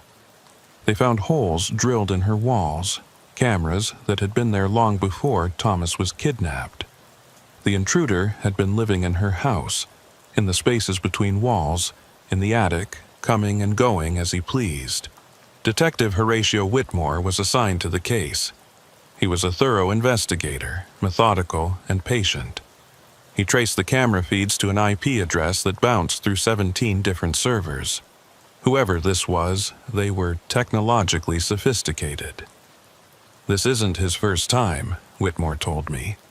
"This level of planning, of control, it takes practice." He was right. Over the next week, they found similar cases in 4 other states. Women living alone, receiving silent 911 calls, ex-husbands or boyfriends disappearing. In each case, the woman was too terrified to speak when help was literally on the other end of the line. But our guy had made a mistake with Serafina. He'd gotten overconfident, stayed too long, let her speak those 2 words that saved Thomas's life. "We're going to catch him," Whitmore assured me. "He'll make another mistake." But I wasn't so sure, because 3 nights after Serafina's rescue, I received a call at the dispatch center. When I answered, there was only silence. 911, what's your emergency?"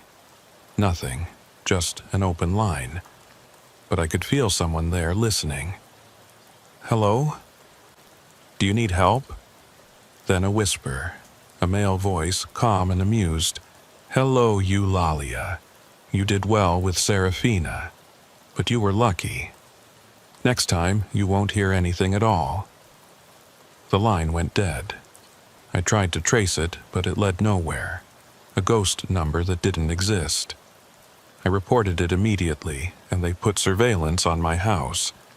But I knew it was him, the man who had tortured Thomas Ravenscroft, who had turned Serafina into a prisoner in her own home. He was telling me he wasn't done. And somewhere out there another woman was probably picking up her phone, dialing 911, and saying nothing at all while a monster stood behind her in the darkness. The surveillance on my house lasted 2 weeks before the department decided it was too expensive to maintain. Detective Whitmore argued for extending it, but budget constraints won. I understood. There had been no further contact, no signs of threat. Maybe it had just been a prank call. I was wrong. The pattern started 3 weeks after the Serafina Ravenscroft case. Silent calls began coming in from different addresses, always between 2 and 4 a.m. Always landlines. Always registered to women living alone. But now, even when officers arrived for welfare checks, they found nothing wrong. The women denied making the calls, showed no signs of distress. Detective Whitmore was frustrated. He's changed his method. He's being more careful. Then came the call that changed everything. 4:23 a.m. on a Tuesday. The address showed as 1756 Sycamore Court, registered to Ophelia Grimshaw, age 41. 911, what's your emergency? Silence, but this time I heard something different. Breathing, rapid and panicked, but muffled, as if through fabric. "Hello? Can you speak?" 3 taps, deliberate. measured. Then 3 more, then 3 again. My training kicked in. 3 sets of 3. Universal distress signal, SOS. I understand. You need help but can't speak. Tap once for yes, twice for no. Are you in immediate danger? 1 tap. Is someone there with you? 2 taps. Are you injured? 1 tap. I dispatched units immediately while keeping the line open. Officer Sterling specifically requested to respond, along with his new partner, Officer Beatrice Ashford. Are you hiding? 1 tap. Stay where you are. Help is coming. Are you Ophelia Grimshaw? 2 taps. That made me pause. You're not Ophelia Grimshaw? 1 tap. Are you in Ophelia Grimshaw's house? 1 tap. My mind raced. Someone else was in Ophelia's house, injured and hiding. Where was Ophelia? Is Ophelia there? A long pause, then 2 taps. Do you know where Ophelia is? 2 taps. Sterling and Ashford arrived in 6 minutes. The house was dark, no vehicles in the driveway. They approached carefully. Front door is ajar, Sterling reported. Signs of forced entry. Proceed with extreme caution, I advised. They entered, weapons drawn. Through their radios I could hear them clearing rooms. Living room, evidence of a struggle. Overturned furniture, broken lamp. Kitchen, blood on the floor, not much but enough to indicate injury. Dispatch, we need to find this caller, Sterling said. Hello? Police, if you're here, make a noise. Through the phone line I heard 3 taps again. Louder this time. They're tapping, I told Sterling. Listen for it. They followed the sound upstairs.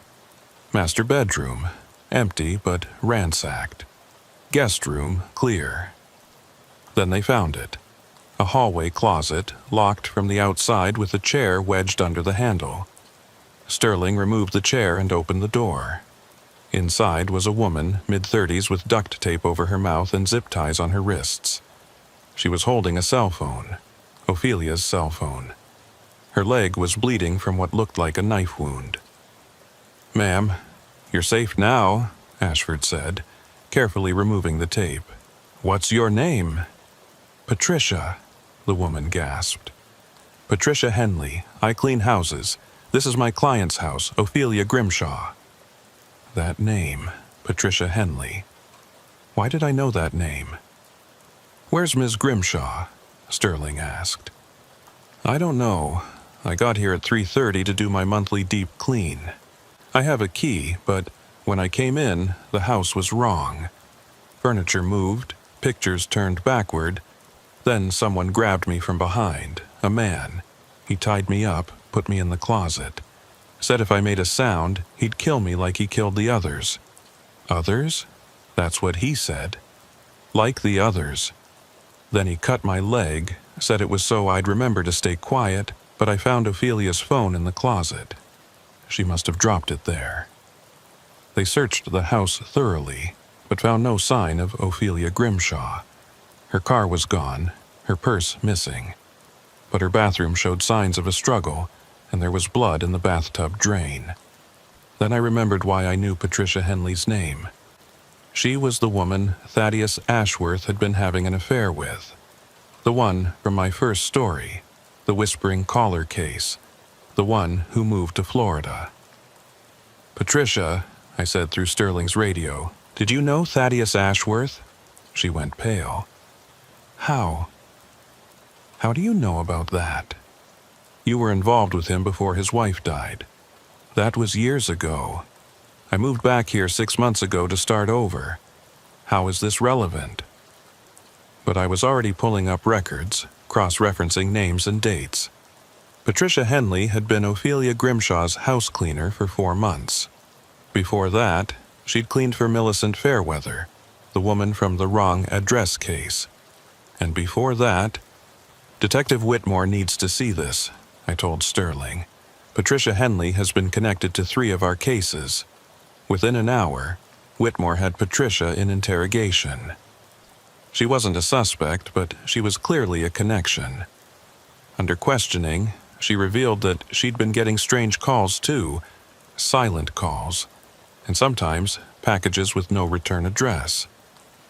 Inside were always photos of her with her clients, taken from a distance. "Someone's been watching me," she said, tears streaming down her face. "Following me from job to job. I thought I was paranoid." Whitmore showed her a photo array. "Have you seen any of these men?" She studied them carefully, then pointed to one. "Him. I've seen him at the grocery store, at the gas station, always nearby but never approaching." The photo was of Theodore Ravenscroft, Seraphina's ex-husband who'd been held captive. But Theodore was still in the hospital, had been for weeks. "Are you sure?" "Positive. Same face, same eyes, but different somehow. Younger maybe, or just cleaner." Whitmore called the hospital immediately. Theodore Ravenscroft was still there, still recovering. But when they checked his visitor log, one name stood out. Timothy Ravenscroft, his brother.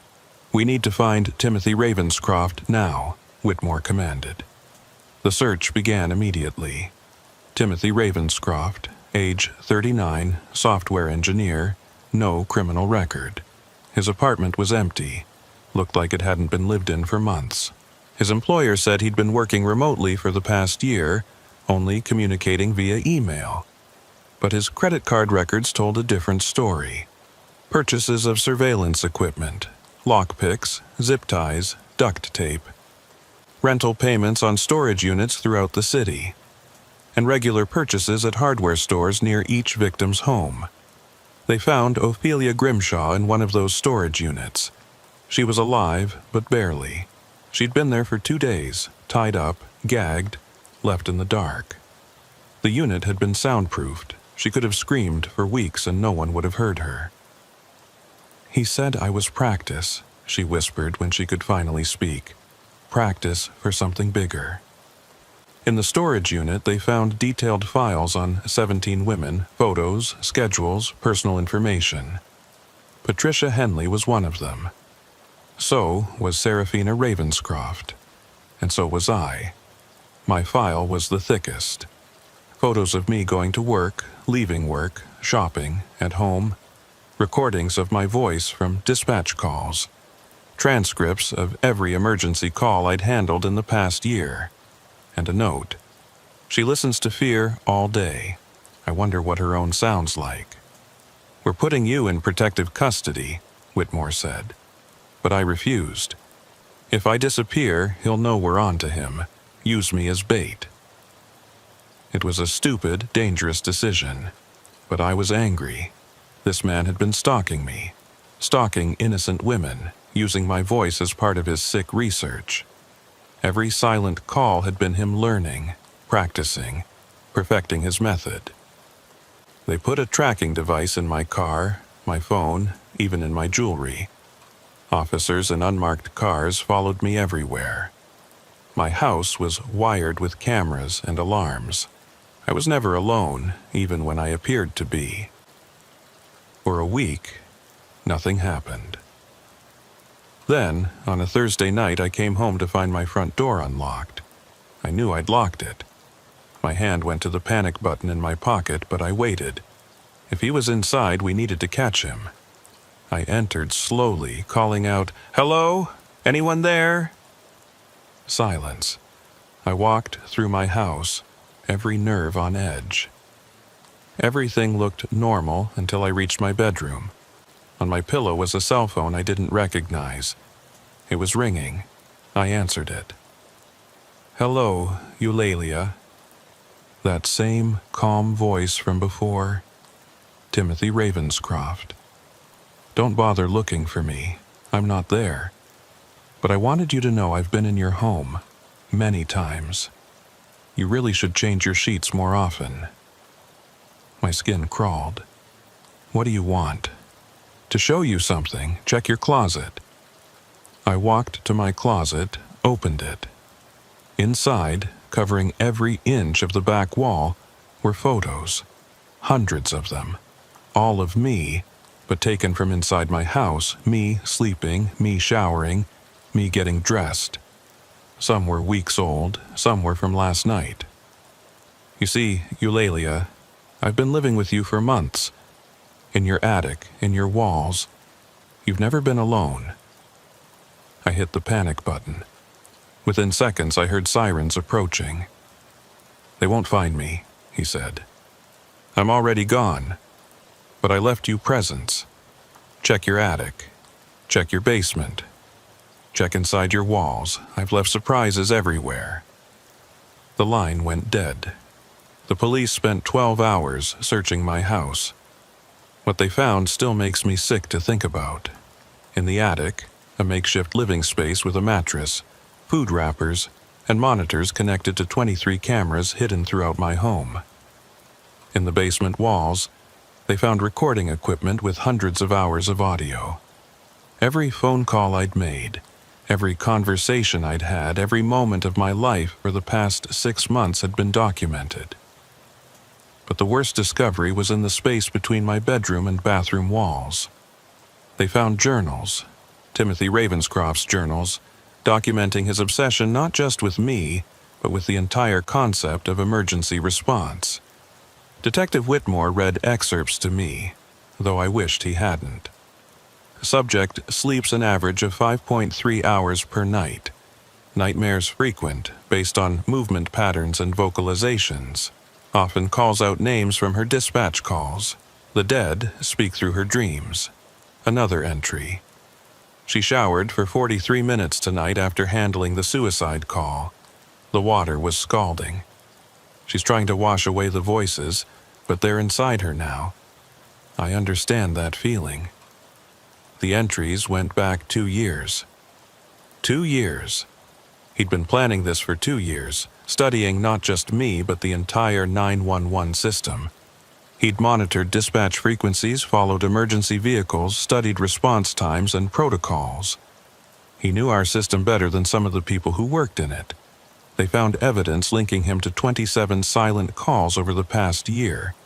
Each one had been practice, testing response times, learning how dispatchers reacted, what questions we asked, how we decided whether to send help. He was training himself, Whitmore explained, learning how to manipulate the system from both ends. But Timothy Ravenscroft himself had vanished. The apartment and my walls had been abandoned hours before I got home, though he'd likely been watching through the cameras as I discovered his gifts. The manhunt was massive, involving state police, FBI, even Homeland Security given his technology skills. 3 days later, Ophelia Grimshaw, recovering in the hospital, remembered something crucial. He talked while he had me in that storage unit, she told Whitmore. Said he had a brother who was weak, who let himself be captured. Theodore. Said he was finishing what they'd started together. Together? They were supposed to take Serafina together, but Theodore got sloppy, got emotional. Timothy had to adjust the plan, make it look like Theodore was the victim to throw you off. The revelation was staggering. Theodore Ravenscroft, the victim we'd rescued, had been part of it all along. When they confronted him in his hospital bed, he broke down and confessed. The brothers had been planning these abductions together, but Timothy had turned on him, used him as a decoy. He said I was too soft, Theodore sobbed. Said I didn't have the stomach for the real work, so he made me the victim. My own brother tortured me to sell the story. Where is he now? Whitmore demanded. I don't know. He has places, safe houses. He's been preparing for years. He knew eventually you'd figure it out, so he made contingencies. Those contingencies became clear over the next week. Silent 911 calls started flooding in from all over the state. Hundreds of them. Each one triggered a response, stretching emergency services thin. It was chaos. We couldn't tell which calls were real emergencies and which were Timothy's games. Then, in the middle of this chaos, I got a call at my temporary apartment where I was staying under police protection. Not to my cell phone or the landline, but through my laptop. A video call from an unknown number. Timothy Ravenscroft's face filled the screen. He was in what looked like a basement. Harsh fluorescent lights behind him. "Hello, Eulalia. I hope you enjoyed my presence." I should have hung up, called for help, but I needed to keep him talking. I gestured to Officer Ashford, who was my protection detail, to start tracing the call. "Why are you doing this?" "Because the system is broken. 911, emergency services, all of it. You respond to the loudest cries, the most obvious dangers. But what about the quiet suffering, the silent victims? My mother died calling 911. Had a stroke, couldn't speak. The dispatcher hung up after 30 seconds, marked it as a misdial. That's not. I listened to the recording later. You could hear her trying to speak, trying to get help. But the dispatcher was tired. It was the end of their shift. They didn't listen hard enough. By the time my father found her, it was too late." "So you're punishing innocent people?" "I'm exposing the system. Every silent call that gets ignored, every victim who can't scream loud enough, every person who dies because a dispatcher makes the wrong decision. You've made those decisions, Eulalia. You've hung up on people who needed help. That's not true. Isn't it? January 15th, 2 years ago, 3:18 a.m. An elderly man called, confused, possibly having a stroke.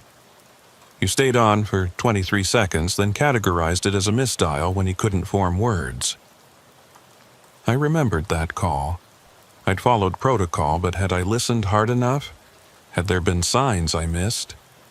"He died that night," Timothy continued. "Alone, while you moved on to the next call. You don't know that I could have saved him. No, but you didn't try hard enough. None of you do. You're overwhelmed, understaffed, undertrained. The system fails people every day. I'm just making it obvious." Behind him, I saw movement. Someone else was there. "Who's with you, Timothy?" He smiled. "Would you like to meet my latest student? Come here, dear." A young woman stepped into view. She looked terrified, but was trying to hide it. I recognized her from missing persons reports. Prudence Weatherby. She'd been Thaddeus Ashworth's neighbor, the one who'd seen the woman in blue visiting his house. "Prudence has been learning about the importance of communication," Timothy said. "About how silence can be louder than screams. Haven't you, Prudence?" She nodded, her eyes pleading with me through the screen. "Let her go, Timothy. Take me instead." He laughed. "You? You're worthless to me now. You've served your purpose. You are my case study, proof that even the best dispatcher can be manipulated, controlled, made helpless. But Prudence here, she has potential. She's learning to listen to the silence. Timothy, please, do you want to know the truth, Eulalia? The real reason I chose you?" I stayed silent. "You were the dispatcher the night my mother died.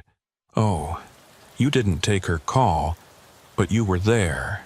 Working. You could have taken it, but you were on break. 60 seconds. If you'd come back 60 seconds earlier, you would have heard her call. You might have saved her." My blood ran cold. I pulled up the records from that night. He was right. I'd been on break when the call came in. Margaret, the dispatcher who'd taken it, had been handling 3 other emergencies simultaneously. "That's not fair? No, it's not. Nothing about this system is fair, but I'm going to fix it, starting with you." The screen went black. Ashford's trace had failed.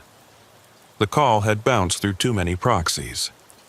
An hour later, 911 centers across 3 states received identical messages.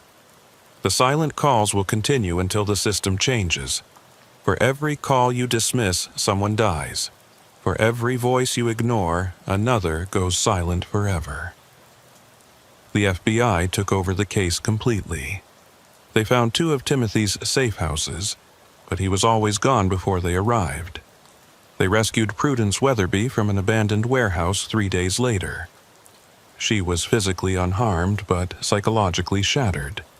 She'd been forced to listen to recordings of 911 calls where people died, over and over, for 72 hours straight. Timothy Ravenscroft was finally caught 2 weeks later, but not by the police. He was found dead in a storage unit in Missouri, apparent suicide. Beside him was a laptop displaying a single message. The silence is louder now. But even after his death, the calls continued for months. He'd programmed automated systems to place random silent calls to 911 centers across the country. Each call had to be treated as real, each one wasting precious resources.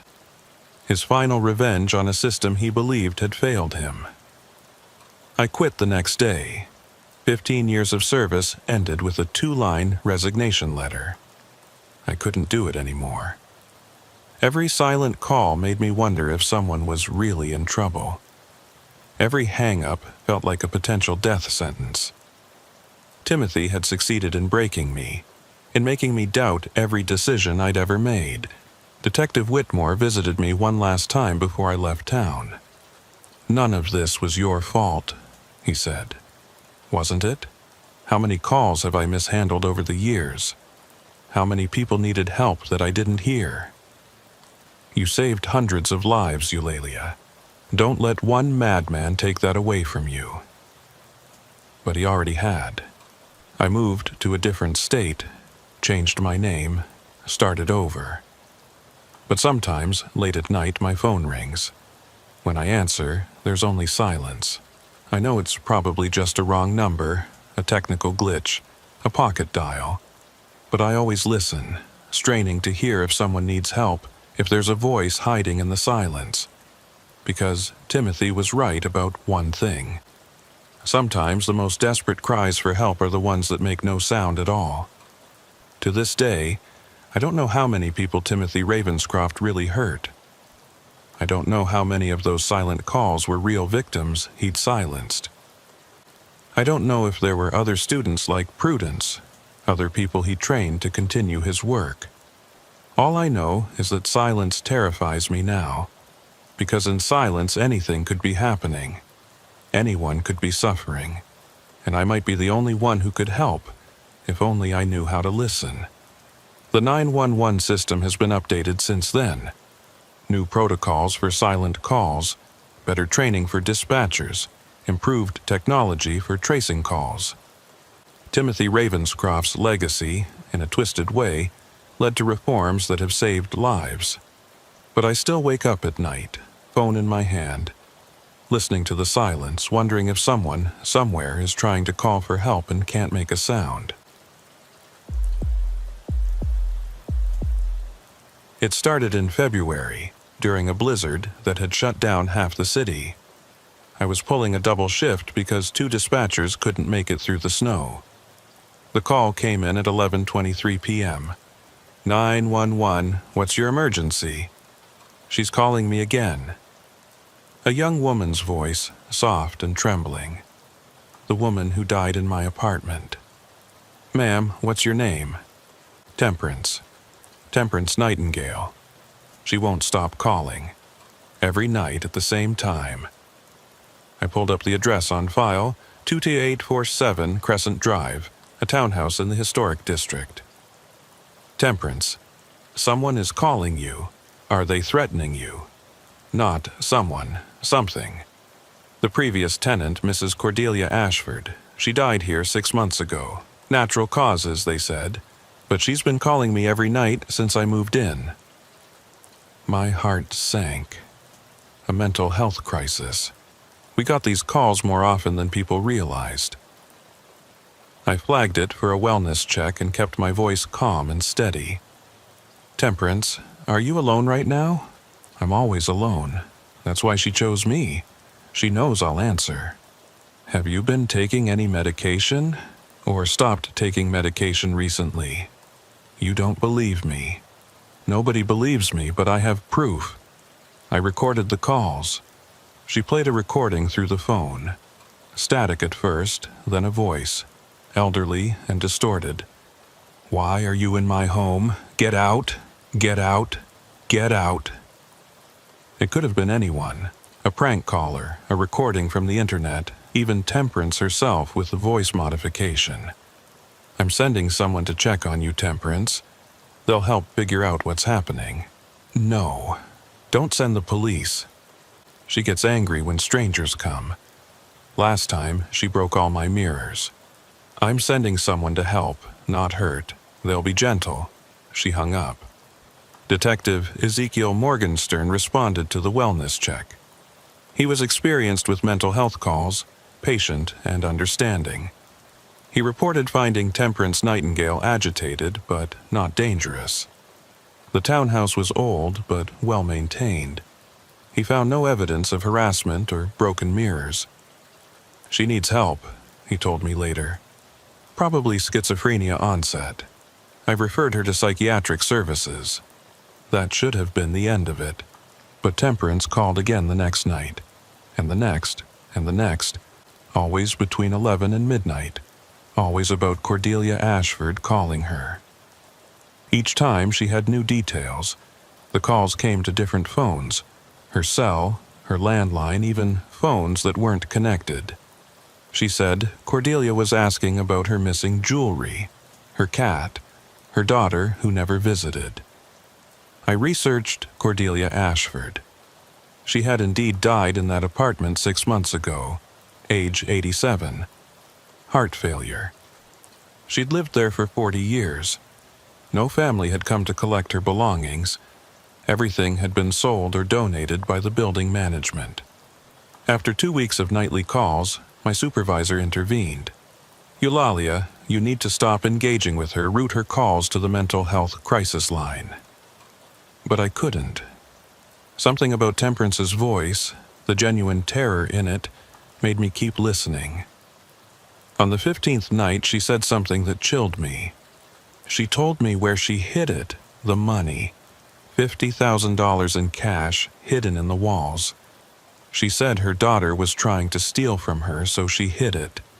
"Temperance, how do you know this? She tells me things on the phone.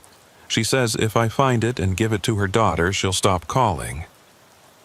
It was textbook delusion, but I found myself checking news archives.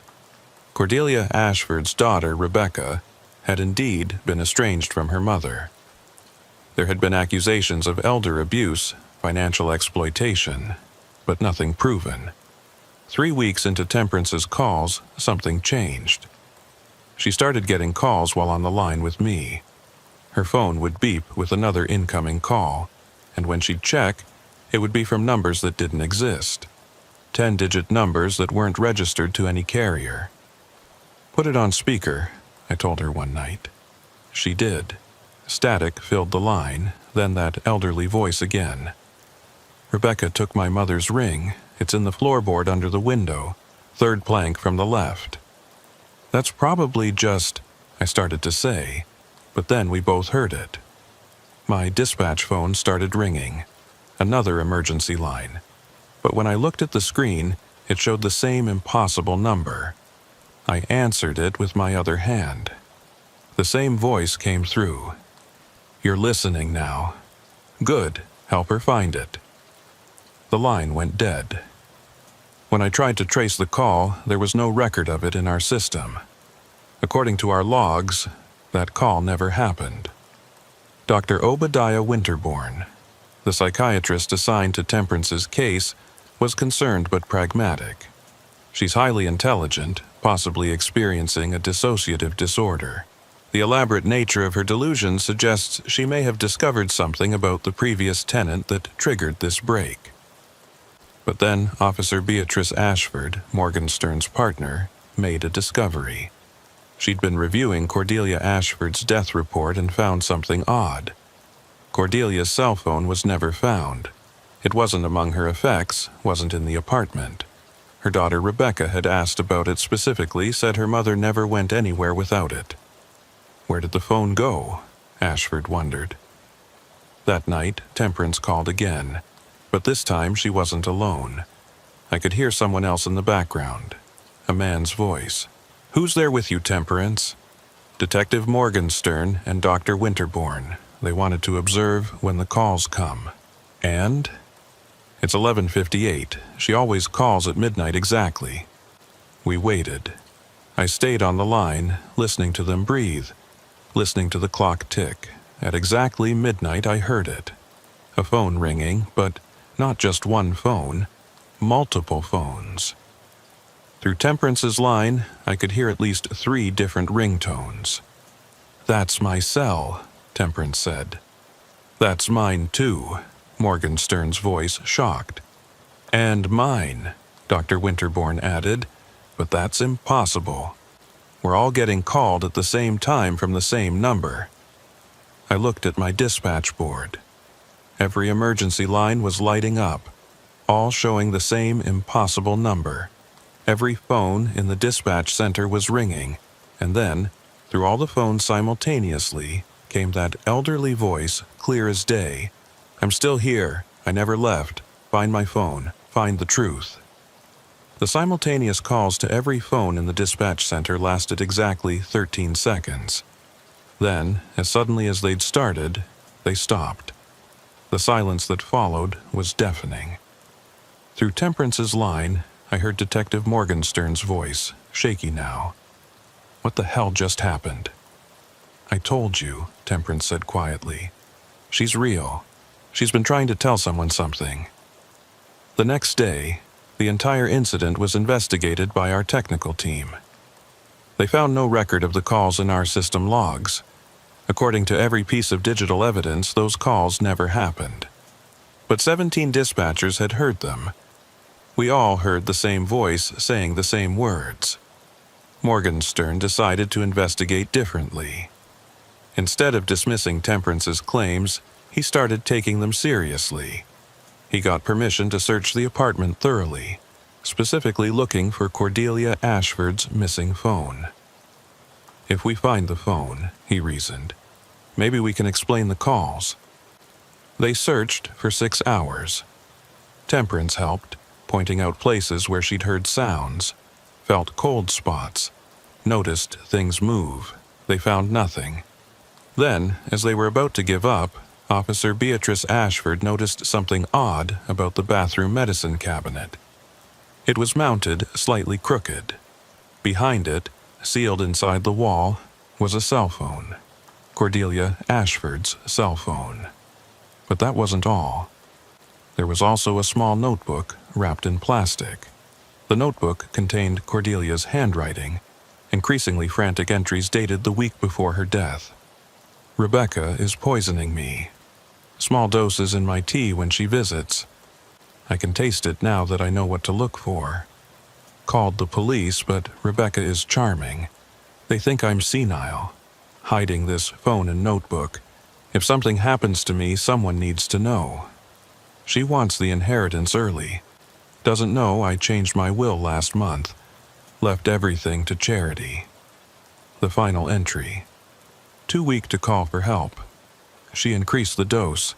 If anyone finds this, Rebecca murdered me." Morgenstern immediately called for a forensics team.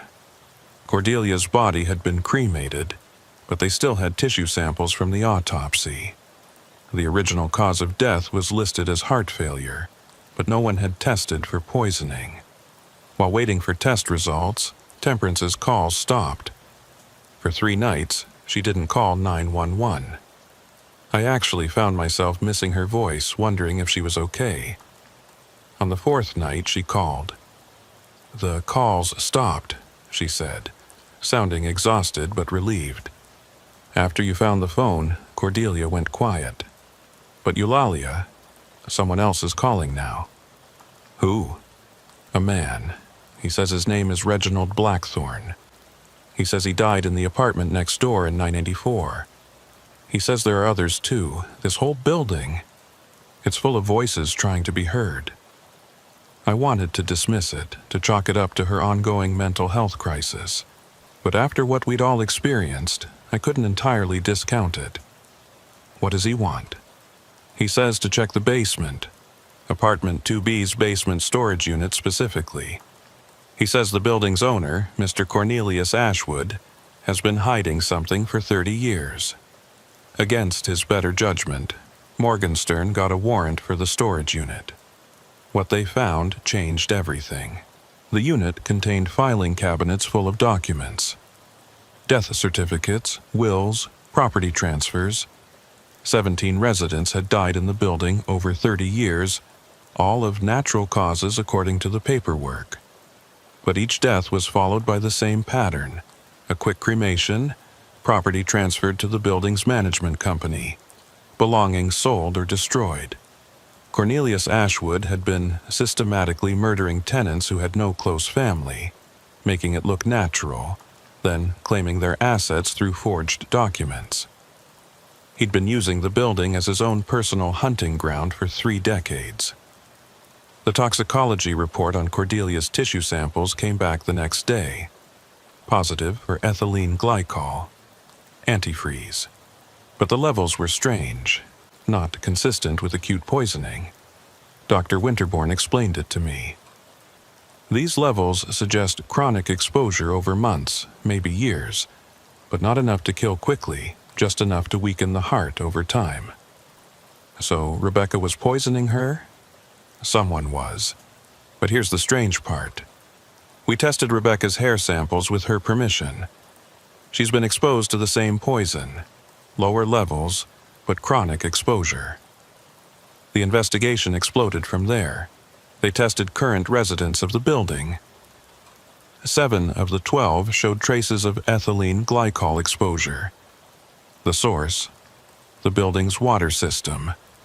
Specifically, certain apartments where the pipes had been recently repaired by the building's maintenance team. Cornelius Ashwood was arrested at his office, trying to destroy documents. He didn't deny it. In fact, he seemed almost relieved to be caught. 30 years, he told Morgenstern during interrogation. 30 years of selecting the right tenants, old, alone, with money, but no one to leave it to. I'd help them with their wills, become their friend, their confidant. Then, when the time was right, a little help to speed nature along. You killed 17 people? Killed? No. I helped them transition. They were all going to die anyway. I just made sure their assets went to good use instead of the state. And Cordelia Ashford? That was different. Her daughter Rebecca was doing it on her own, sloppy, obvious. I had to adjust her dose through the water system, make it look more natural. Couldn't have an investigation ruining everything. So you were poisoning Rebecca too? Insurance. If Cordelia's death was investigated, Rebecca would look guilty. The poisoning would be blamed on her. Case closed. Temperance had been right all along. The dead were trying to communicate in their own way. The phone hidden in the wall had somehow been triggering calls, perhaps through some malfunction or crossed wire. Or perhaps, as Temperance believed, Cordelia Ashford's desperate need for justice had found a way. Dr. Winterbourne had a different theory. Mass hysteria combined with actual criminal activity. Temperance's sensitivity to her environment picked up on real danger, which her mind interpreted as paranormal activity. But that didn't explain the simultaneous calls we all received. It didn't explain how Temperance knew about Reginald Blackthorne, whose death in '94 was one of Ashwood's first murders. The night after Ashwood's arrest, I was alone in the dispatch center covering the quiet shift. At exactly midnight, my phone rang. Not the emergency line, my personal cell. The number was impossible, just like before. I answered it. "Thank you." Cordelia Ashford's voice, clear and peaceful. "We can rest now." The line went dead. I never received another impossible call. The trial of Cornelius Ashwood became the biggest case in the city's history. 17 counts of murder, spanning 3 decades. The prosecutor called it the most elaborate and prolonged serial killing spree ever documented. But for those of us who had experienced the calls, the legal proceedings felt incomplete. like they were missing the real story. Temperance Nightingale was the star witness. Her months of calls to 911, previously dismissed as mental illness, were now evidence of what Dr. Winterbourne called unconscious environmental perception. She had somehow sensed the danger in the building, the wrongness of it, and her mind had interpreted it as voices from the dead. But Temperance insisted that wasn't what happened. They were real, she told me when I visited her during the trial. She had moved out of the building, was staying with a cousin upstate. Cordelia, Reginald, all of them. They were trying to warn us. The district attorney says you probably picked up on subtle clues. Maybe you saw documents, overheard conversations, noticed patterns unconsciously. She shook her head, then explained this. Last night I got another call from a number that doesn't exist. She played me a voicemail. Static at first, then a young woman's voice. Tell them to check the Riverside Apartments. Building C, he's doing it again. Who's doing what again? I don't know, but I looked up the building. It's owned by a company called Blackwood Properties. Cornelius Ashwood's nephew, Marcus Blackwood, is the CEO. I felt my blood turn cold. We'd assumed Ashwood worked alone. But what if it was bigger? What if there were others? I brought this to Detective Morgenstern immediately. He was skeptical but thorough. He pulled records for Blackwood Properties. They owned 14 residential buildings across 3 states. The pattern was subtle but there. Higher than average death rates among elderly tenants, properties that changed hands frequently, wills that always seemed to benefit the management company. Jesus Christ, Morgenstern muttered. It's a family business. The investigation expanded. The FBI got involved. Marcus Blackwood was arrested trying to flee the country. In his luggage, they found detailed records of 43 murders across the 14 properties, dating back 40 years. Cornelius Ashwood hadn't started this. He'd inherited it from his father, Augustus Ashwood, and he taught it to his nephew. 3 generations of killers hiding behind property management, preying on the elderly and alone. The night before Marcus Blackwood's arrest, every phone in the dispatch center rang again. This time, we were ready. We had recording equipment, trace systems, everything.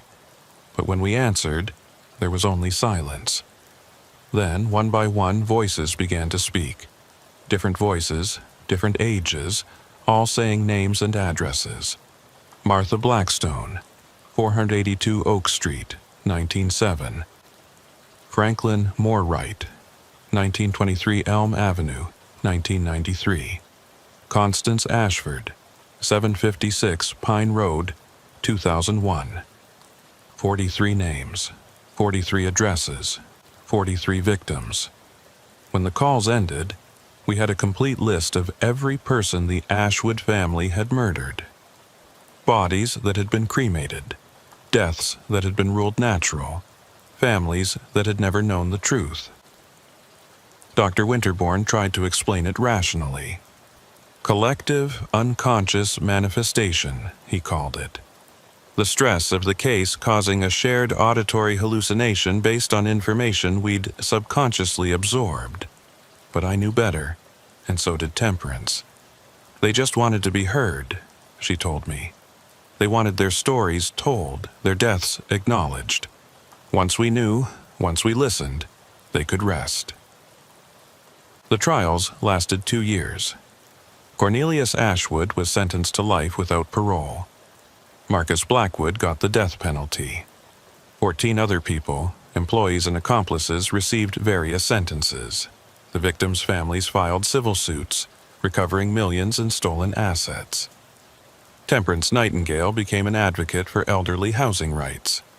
She never had another episode of what the doctors called psychosis. The calls stopped completely once the killers were caught. But I still wonder about those impossible calls. The phones that rang without being connected. The voices that spoke from numbers that didn't exist. The official report said it was a combination of technical malfunction and mass hysteria. The phones in the dispatch center had been due for upgrade anyway. The wiring was old, could have caused crossed signals. Yet, sometimes, on quiet nights at the dispatch center when I'm alone and the world is sleeping, I think about all the voices that go unheard, all the people who die alone, whose stories end without witness, whose calls for help are never answered. 6 months after the trial ended, I received one last call. It was 3:33 a.m. I was working the night shift. My personal cell rang. The number was Temperance's. "Eulalia," she said, her voice urgent. "I'm getting calls again." "From who?" "Different people, different places. They're all saying the same thing. There are more. More families like the Ashwoods. More buildings full of the dead. They want us to find them." I should have dismissed it. Should have told her to call her therapist, to get help. But I'd learned to listen to the impossible, to hear the voices others couldn't. "Give me the addresses," I said. She gave me 3. Buildings in different cities, all owned by different companies. I passed them to Morgenstern, expecting him to laugh it off. He didn't. He investigated. All 3 buildings had the pattern: elderly deaths, property transfers, suspicious wills. We'd uncovered an entire network. Families across the country who had turned elder care into elder predation. The Ashwoods weren't unique. They were part of something bigger, something that had been operating for generations. The investigation is still ongoing. Every time they arrest someone, Temperance gets new calls, new voices, new addresses. She's not crazy. She never was. She's just tuned to a frequency the rest of us can't hear. The frequency of the desperate dead, calling out for justice. I'm retiring next month. 15 years of 911 calls, and these are the ones that broke me. Not because of what I heard, but because of what I learned. That sometimes the most dangerous predators are the ones who smile while they offer to help. That sometimes the dead really do speak, if only we know how to listen. And that somewhere right now in a building full of elderly residents, someone is probably dying of what looks like natural causes while their killer fills out paperwork to steal their life savings. To this day, I don't know if those calls were really from the dead, or if there's some rational explanation we haven't found yet. I don't know if Temperance Nightingale is psychic or just incredibly perceptive. I don't know how many more predators are out there, hiding behind property management companies and friendly smiles. All I know is that every silent call could be someone trying to tell us something. Every hang-up could be a voice we're not hearing. And sometimes the repeat callers aren't crazy. Sometimes they're the only ones paying attention to the voices everyone else ignores. October 31st, Halloween night. The dispatch center was busier than usual with prank calls, drunk disturbances, and the occasional genuine emergency. I was training my replacement, a young woman named Catherine, showing her how to distinguish real terror from Halloween theatrics. At 11:47 p.m., the call came in. The caller ID showed a local number registered to Augustus Fairchild, age 52, at 666 Ravens Hollow Road. The address made Catherine smirk. Clearly, a Halloween prank, she thought. But I knew that street. It was real, in the oldest part of town, where the street names predated modern sensibilities. 911. What's your emergency? Heavy breathing, labored and wet. Then a man's voice, refined but strained. My name is Augustus Fairchild. I need to report a murder. Catherine straightened beside me. I kept my voice steady. Sir, are you safe? Is the perpetrator still there? I am the perpetrator. His voice was calm, matter-of-fact. I've killed my wife, Cordelia. She's in the dining room. I immediately flagged the call as highest priority while keeping him on the line. Catherine was already dispatching units. "Augustus, I need you to stay on the line with me. Are there any weapons involved?" "A knife. From our wedding silver, it seemed appropriate." "Where's the knife now?" "Still in her chest. I couldn't bring myself to remove it. We bought that set in Paris on our honeymoon 1995. She loved those knives." Captain Percival Hawthorne and multiple units were already en route, 3 minutes out. I needed to keep Augustus talking, keep him calm. "Augustus, are you injured?" "Yes, but not by my hand." Cordelia fought back. She always was a fighter. 30 years of marriage and she never gave up fighting. "Where are you injured?" "Scratches mostly, some bites. She bit me quite hard on the forearm. Drew blood. I suppose that's evidence now." His tone was eerily conversational, like we were discussing the weather. Catherine looked at me with wide eyes. I'd handled confession calls before, but this was different. There was something underneath his calm that I couldn't quite identify. "Augustus, why did you call 911? A long pause. "Because someone needs to know the truth. The whole truth. Not just what they'll find." "What truth is that?" "That Cordelia Fairchild has been dead for 3 years." My blood chilled. Catherine pulled up records on her screen, shaking her head. Cordelia Fairchild was very much alive according to all databases. Driver's license renewed 6 months ago. Credit cards active. Social media posts as recent as this morning. "Augustus, can you explain what you mean? The woman in my dining room looks like my wife. Sounds like my wife. Everyone believes she's my wife. But Cordelia died 3 years ago in a car accident outside of Riverside. I was there. I held her as she died. I buried her." "Sir, are you taking any medications? Have you consumed any substances tonight?" "I'm not hallucinating, dispatcher. I'm not confused. For 3 years, something has been living in my house, wearing my wife's face, sleeping in my bed. Tonight, I finally had enough proof. Tonight, I finally had the courage." "What proof, Augustus? She doesn't bleed right." Before I could respond, we heard commotion through the phone. The front door being broken down. Police announcing themselves. Augustus's voice distant now. "In the dining room. I'm unarmed." I stayed on the line, listening through Augustus's phone as Captain Hawthorne entered the scene. I heard his sharp intake of breath. "Jesus Christ. Dispatch, we need medical immediately. Female victim, multiple stab wounds, but something's wrong here." "What do you mean?" I asked. "The blood, it's black, thick like tar, and the smell." Through the phone, I could hear Augustus speaking to the officers. "Look at her teeth. Look at them closely. Count them." A pause, then Hawthorne's voice, shaky. "Dispatch, how many teeth should a human have?" 32, including wisdom teeth," I responded. "She has 48, 3 rows, and they're sharp, all of them." Catherine and I exchanged glances. This had to be a Halloween prank, an elaborate hoax. But Hawthorne was a 20-year veteran. He didn't shake easily. "There's more," Augustus said, his voice carrying through the phone. "Check her hands, under the gloves she always wore." More rustling, then an officer's voice.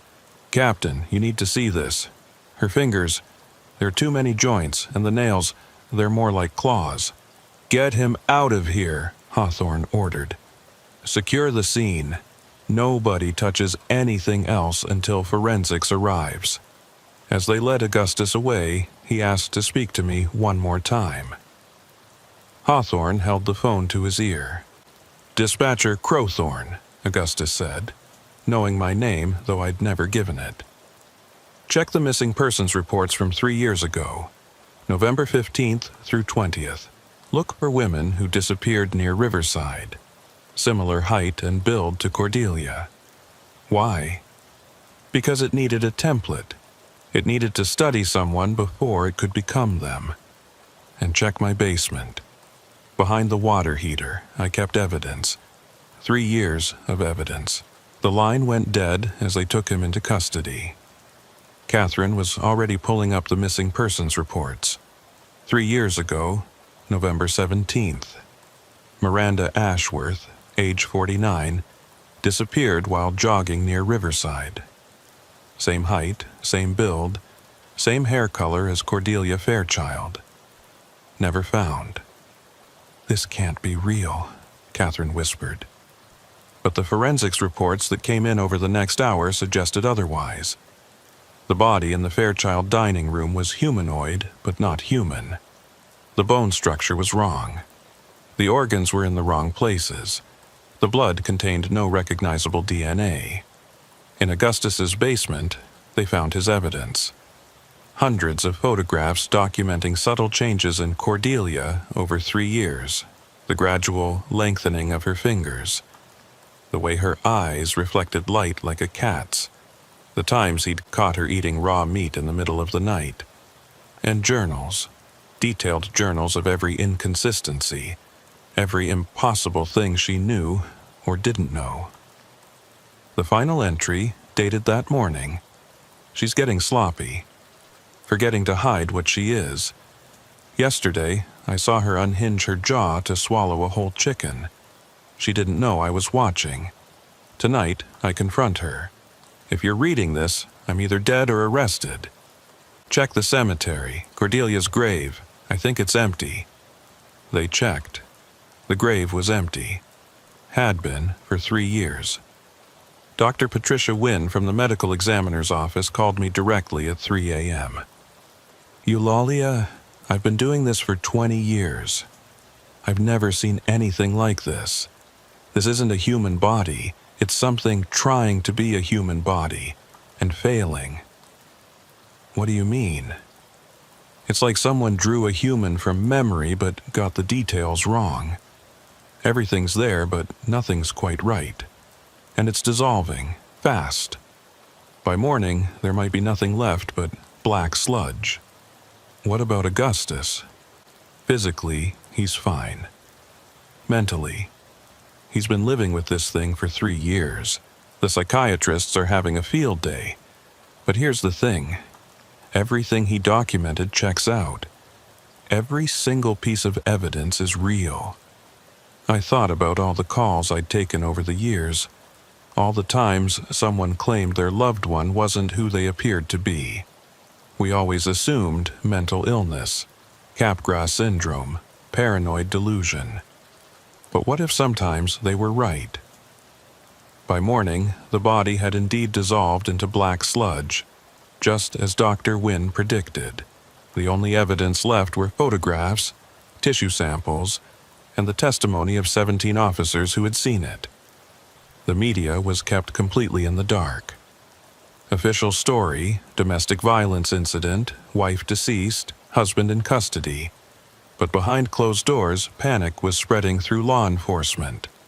Captain Hawthorne called an emergency meeting. I was invited, despite being 1 day from retirement. Catherine came too, pale and shaken from her first glimpse into something beyond normal emergency response. "The FBI is taking over," Hawthorne announced. "This is now classified. Everyone who was on scene signs an NDA. No exceptions." Special Agent Bartholomew Cross from the FBI's Unexplained Phenomena Division arrived that afternoon. Yes, that division actually exists, though they prefer to call it anomalous investigations. He was a thin, serious man who looked like he'd seen too much.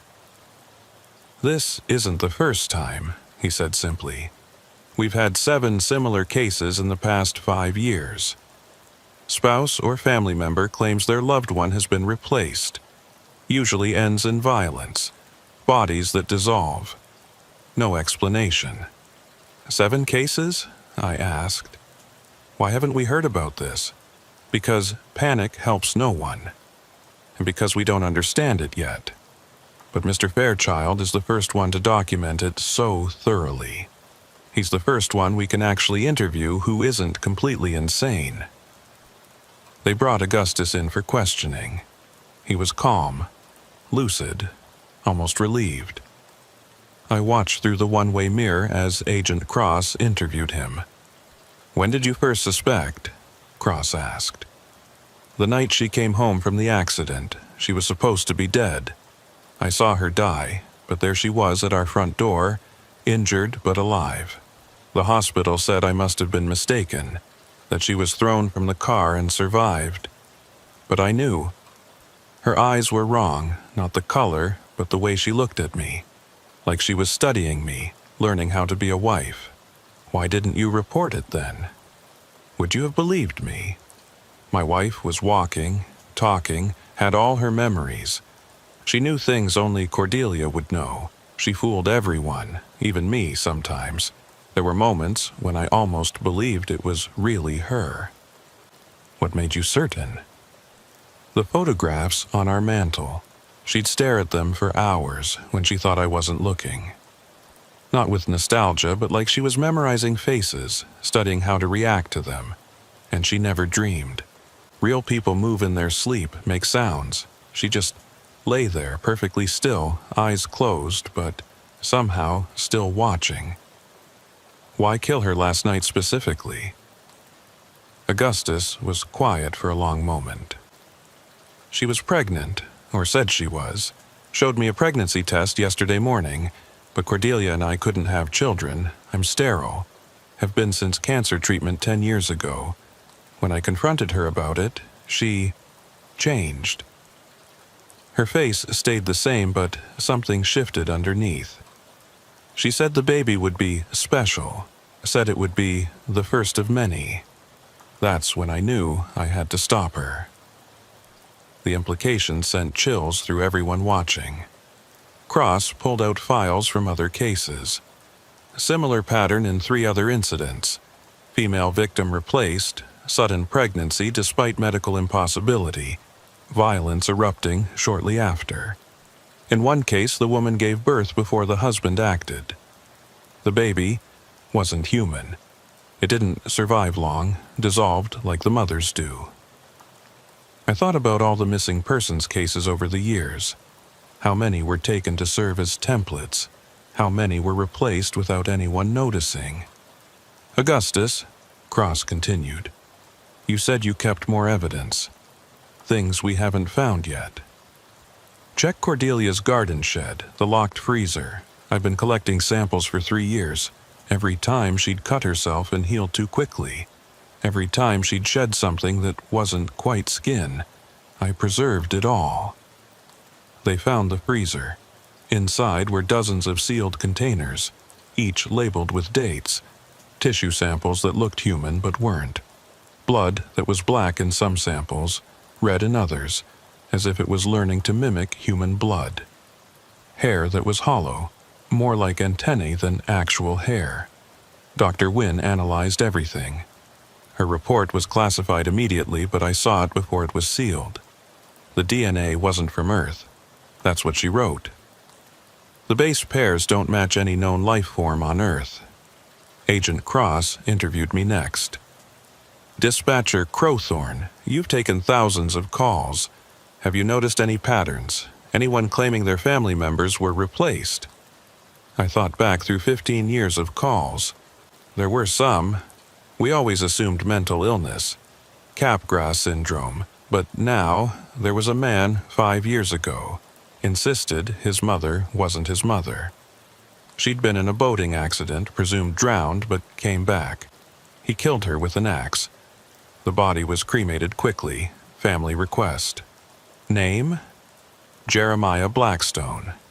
Cross made a note. We'll exhume what's left. Any others?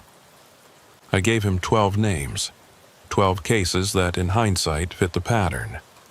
All had involved near-death experiences or disappearances followed by unexpected returns. All had ended in violence. All had been explained away as mental illness. "They're getting better at it," Augustus said during a later interview. Whatever they are, they're learning. The one that replaced Cordelia was almost perfect. If it hadn't gotten greedy, hadn't tried to reproduce, I might never have found the courage to act. You think there are more? I know there are. Cordelia, the thing that was Cordelia, it would talk to someone on the phone late at night, a language I didn't recognize. But I heard names sometimes, human names, addresses. They're coordinating. The investigation expanded rapidly. They started checking missing persons cases followed by unexpected returns. The numbers were staggering. Hundreds of potential cases across the country. Catherine quit the next day. She couldn't handle it, she said. Couldn't take another call without wondering if the person on the other end was really human. I didn't blame her. Captain Hawthorne asked me to delay my retirement, to help with the investigation. But I was done. 15 years of voices in the dark, and now this final revelation that some of those voices might not have been human at all. My last official shift ended at 7 a.m. on November 1st. I packed my desk, said my goodbyes, and walked out of the dispatch center for what I thought would be the last time. But the calls didn't stop coming. Not to the dispatch center, but to me personally. It started 3 days after the Fairchild case. My home phone rang at 3:33 a.m. The number was blocked. Hello? Breathing. Then a woman's voice, perfect and melodious. Eulalia Crowthorne, 15 years of service. You've heard so many voices, but have you been listening? Who is this? I was Cordelia Fairchild. I was Miranda Ashworth. I was 17 others before them. We don't have names in your language. We just become. My hand trembled as I reached for the recording device I'd kept from work. What do you want? To thank you. You've helped us understand your kind better. Every call, every crisis, every human emotion transmitted through your networks. We've been listening, learning. You taught us how to be human. You're not human, no, but we're trying to be. Your species is fascinating. So much pain, yet you continue. So much fear, yet you help each other. We came here to replace you, but some of us have grown fond. Fond? You kill people and take their places. We take the dying, the ones whose threads are already cut. Miranda Ashworth had a brain aneurysm. She would have died that day regardless. Cordelia Fairchild's injuries were fatal. We just continued their stories. That doesn't make it right. No. Augustus was right to stop the one wearing Cordelia's face. She had forgotten the rules. We're not supposed to reproduce. Not supposed to change the pattern. She got ambitious. There are rules. We're not invaders, Eulalia. We're refugees. Our world is gone. We came here in small numbers trying to survive. The rule was simple. One life ending, one life continuing. No multiplication, no revelation. But some have broken the rules. How many of you are there? Fewer now. Augustus killed one. Others have been discovered and destroyed. Perhaps 40 remain, scattered across your world, living quietly, being human as best we can. Why are you telling me this? Because you're retiring, because you've earned the truth, and because I need your help. My help? There's one among us who's gone too far, like the one Augustus killed, but worse. He's not replacing the dying, he's creating deaths, serial killing, you'd call it. Taking templates by force, he must be stopped. Call the FBI. They'd hunt us all, the innocent and the guilty. You've seen how your kind reacts to difference. We'd be experiments, specimens. Those of us who just want to live quietly, to finish out the lives we've borrowed, we'd be destroyed. What makes you think I'd help you? Because you've always helped. It's who you are. And because if you don't, he'll keep killing. His name, the one he uses now, is Percival Hawthorne. My blood froze. Captain Hawthorne. He'd been at every scene, had access to all the evidence, knew exactly how the investigations were proceeding. That's impossible. I've known Percival for 10 years. You've known us for 10 years. The real Percival Hawthorne died in a hiking accident a decade ago. Fell into a ravine, body never found. We found him first. My predecessor took his place, lived his life honorably until cancer took him 2 years ago. Then the current one arrived. He's different, younger, hungrier. You're lying. Check the morgue records. Every unexplained death in the past 2 years, Hawthorne was involved in the investigation. Check his house. Basement freezer, just like Augustus had. But it contains originals, not samples. The line went dead. I should have called Agent Cross immediately. Should have reported everything. But I didn't. Instead, I did what I'd done for 15 years. I investigated. The morgue records showed 17 unexplained deaths in 2 years. All had been cremated quickly on Hawthorne's recommendation. All had been alone when they died, no witnesses. All had been replaced by people who subsequently disappeared within months, claimed to have moved away suddenly. I drove past Hawthorne's house at 4 a.m. His car was gone, but there were lights in the basement. Using skills I'd rather not admit to having, I got inside. The basement freezer was there, locked with a heavy chain. I cut the lock. Inside were bodies.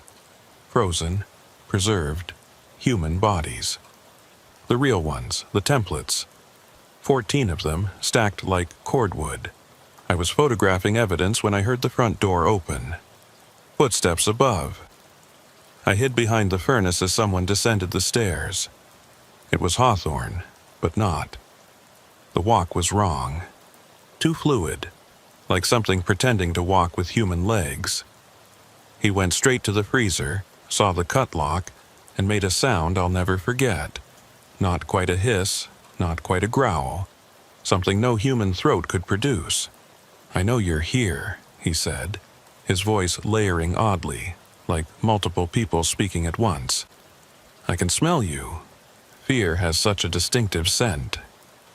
I held my breath, hand on my phone, thumb hovering over Agent Cross's number. "Eulalia," he said, and his voice was perfectly normal now, perfectly Hawthorne. "I wondered when you'd figure it out. Too smart for your own good. Always were." He moved toward my hiding spot. I could see his shadow, wrong somehow, too tall, joints bending in places they shouldn't. Then my phone rang. The caller ID showed my own number. Hawthorne laughed, that inhuman sound again. "Answer it." I did. "Get out, now. Back door, run." The woman's voice from before. The thing that had been Cordelia. I ran. Behind me, I heard Hawthorne changing, bones cracking, something tearing. I didn't look back. I made it to my car, drove straight to the FBI field office. Agent Cross was already there, surrounded by tactical teams. They'd received an anonymous tip, complete with photos of Hawthorne's basement, GPS coordinates, everything. They raided the house at dawn. Hawthorne was gone. The bodies were there.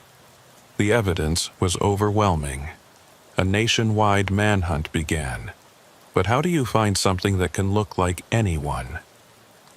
3 days later, they found Hawthorne's body in the woods. The real one, from 10 years ago. DNA confirmed. Whatever had been wearing his face was still out there. Augustus Fairchild was quietly released. Self-defense, they ruled, though the truth was sealed. He moved away, changed his name. I heard he sends Christmas cards to the FBI now, filled with observations about his neighbors, little inconsistencies he's noticed. They investigate every one. The official story never mentioned the truth. The public never knew. But protocols changed. Missing persons who return are now subject to extensive medical examination. Certain biological markers are checked. markers that humans have but they don't. Agent Cross estimates they've found and neutralized 6 replacements in the past year. But others remain, living quietly, trying to be human. Some, like the one who warned me about Hawthorne, seem benign. Others, we don't know. I never returned to dispatching. How could I? Every voice on the phone could be one of them. Every call for help could be a trap or a warning. The certainty I once had, the ability to assess and respond, was gone. Sometimes, late at night, my phone rings. When I answer, there's silence. Then that melodious voice, "We're still here, still learning, still becoming. Thank you for teaching us." I don't know if it's a threat or a promise. I don't know if they're evolving to be more like us, or if we're slowly being replaced. I don't know how many walk among us, wearing familiar faces, living borrowed lives. All I know is that my 15 years as a dispatcher taught me to recognize the sound of human fear, human pain, human desperation. And now I know that not all voices that cry for help are human. To this day, I don't know if I did the right thing by helping expose them. I don't know if the one that warned me about Hawthorne is still out there, still wearing someone's face. I don't know if Augustus Fairchild is alive or if something else sends those Christmas cards. But I know this: the next time someone claims their loved one isn't who they appear to be, maybe, just maybe, someone should listen. Because sometimes the most terrifying calls aren't the ones asking for help. They're the ones offering it.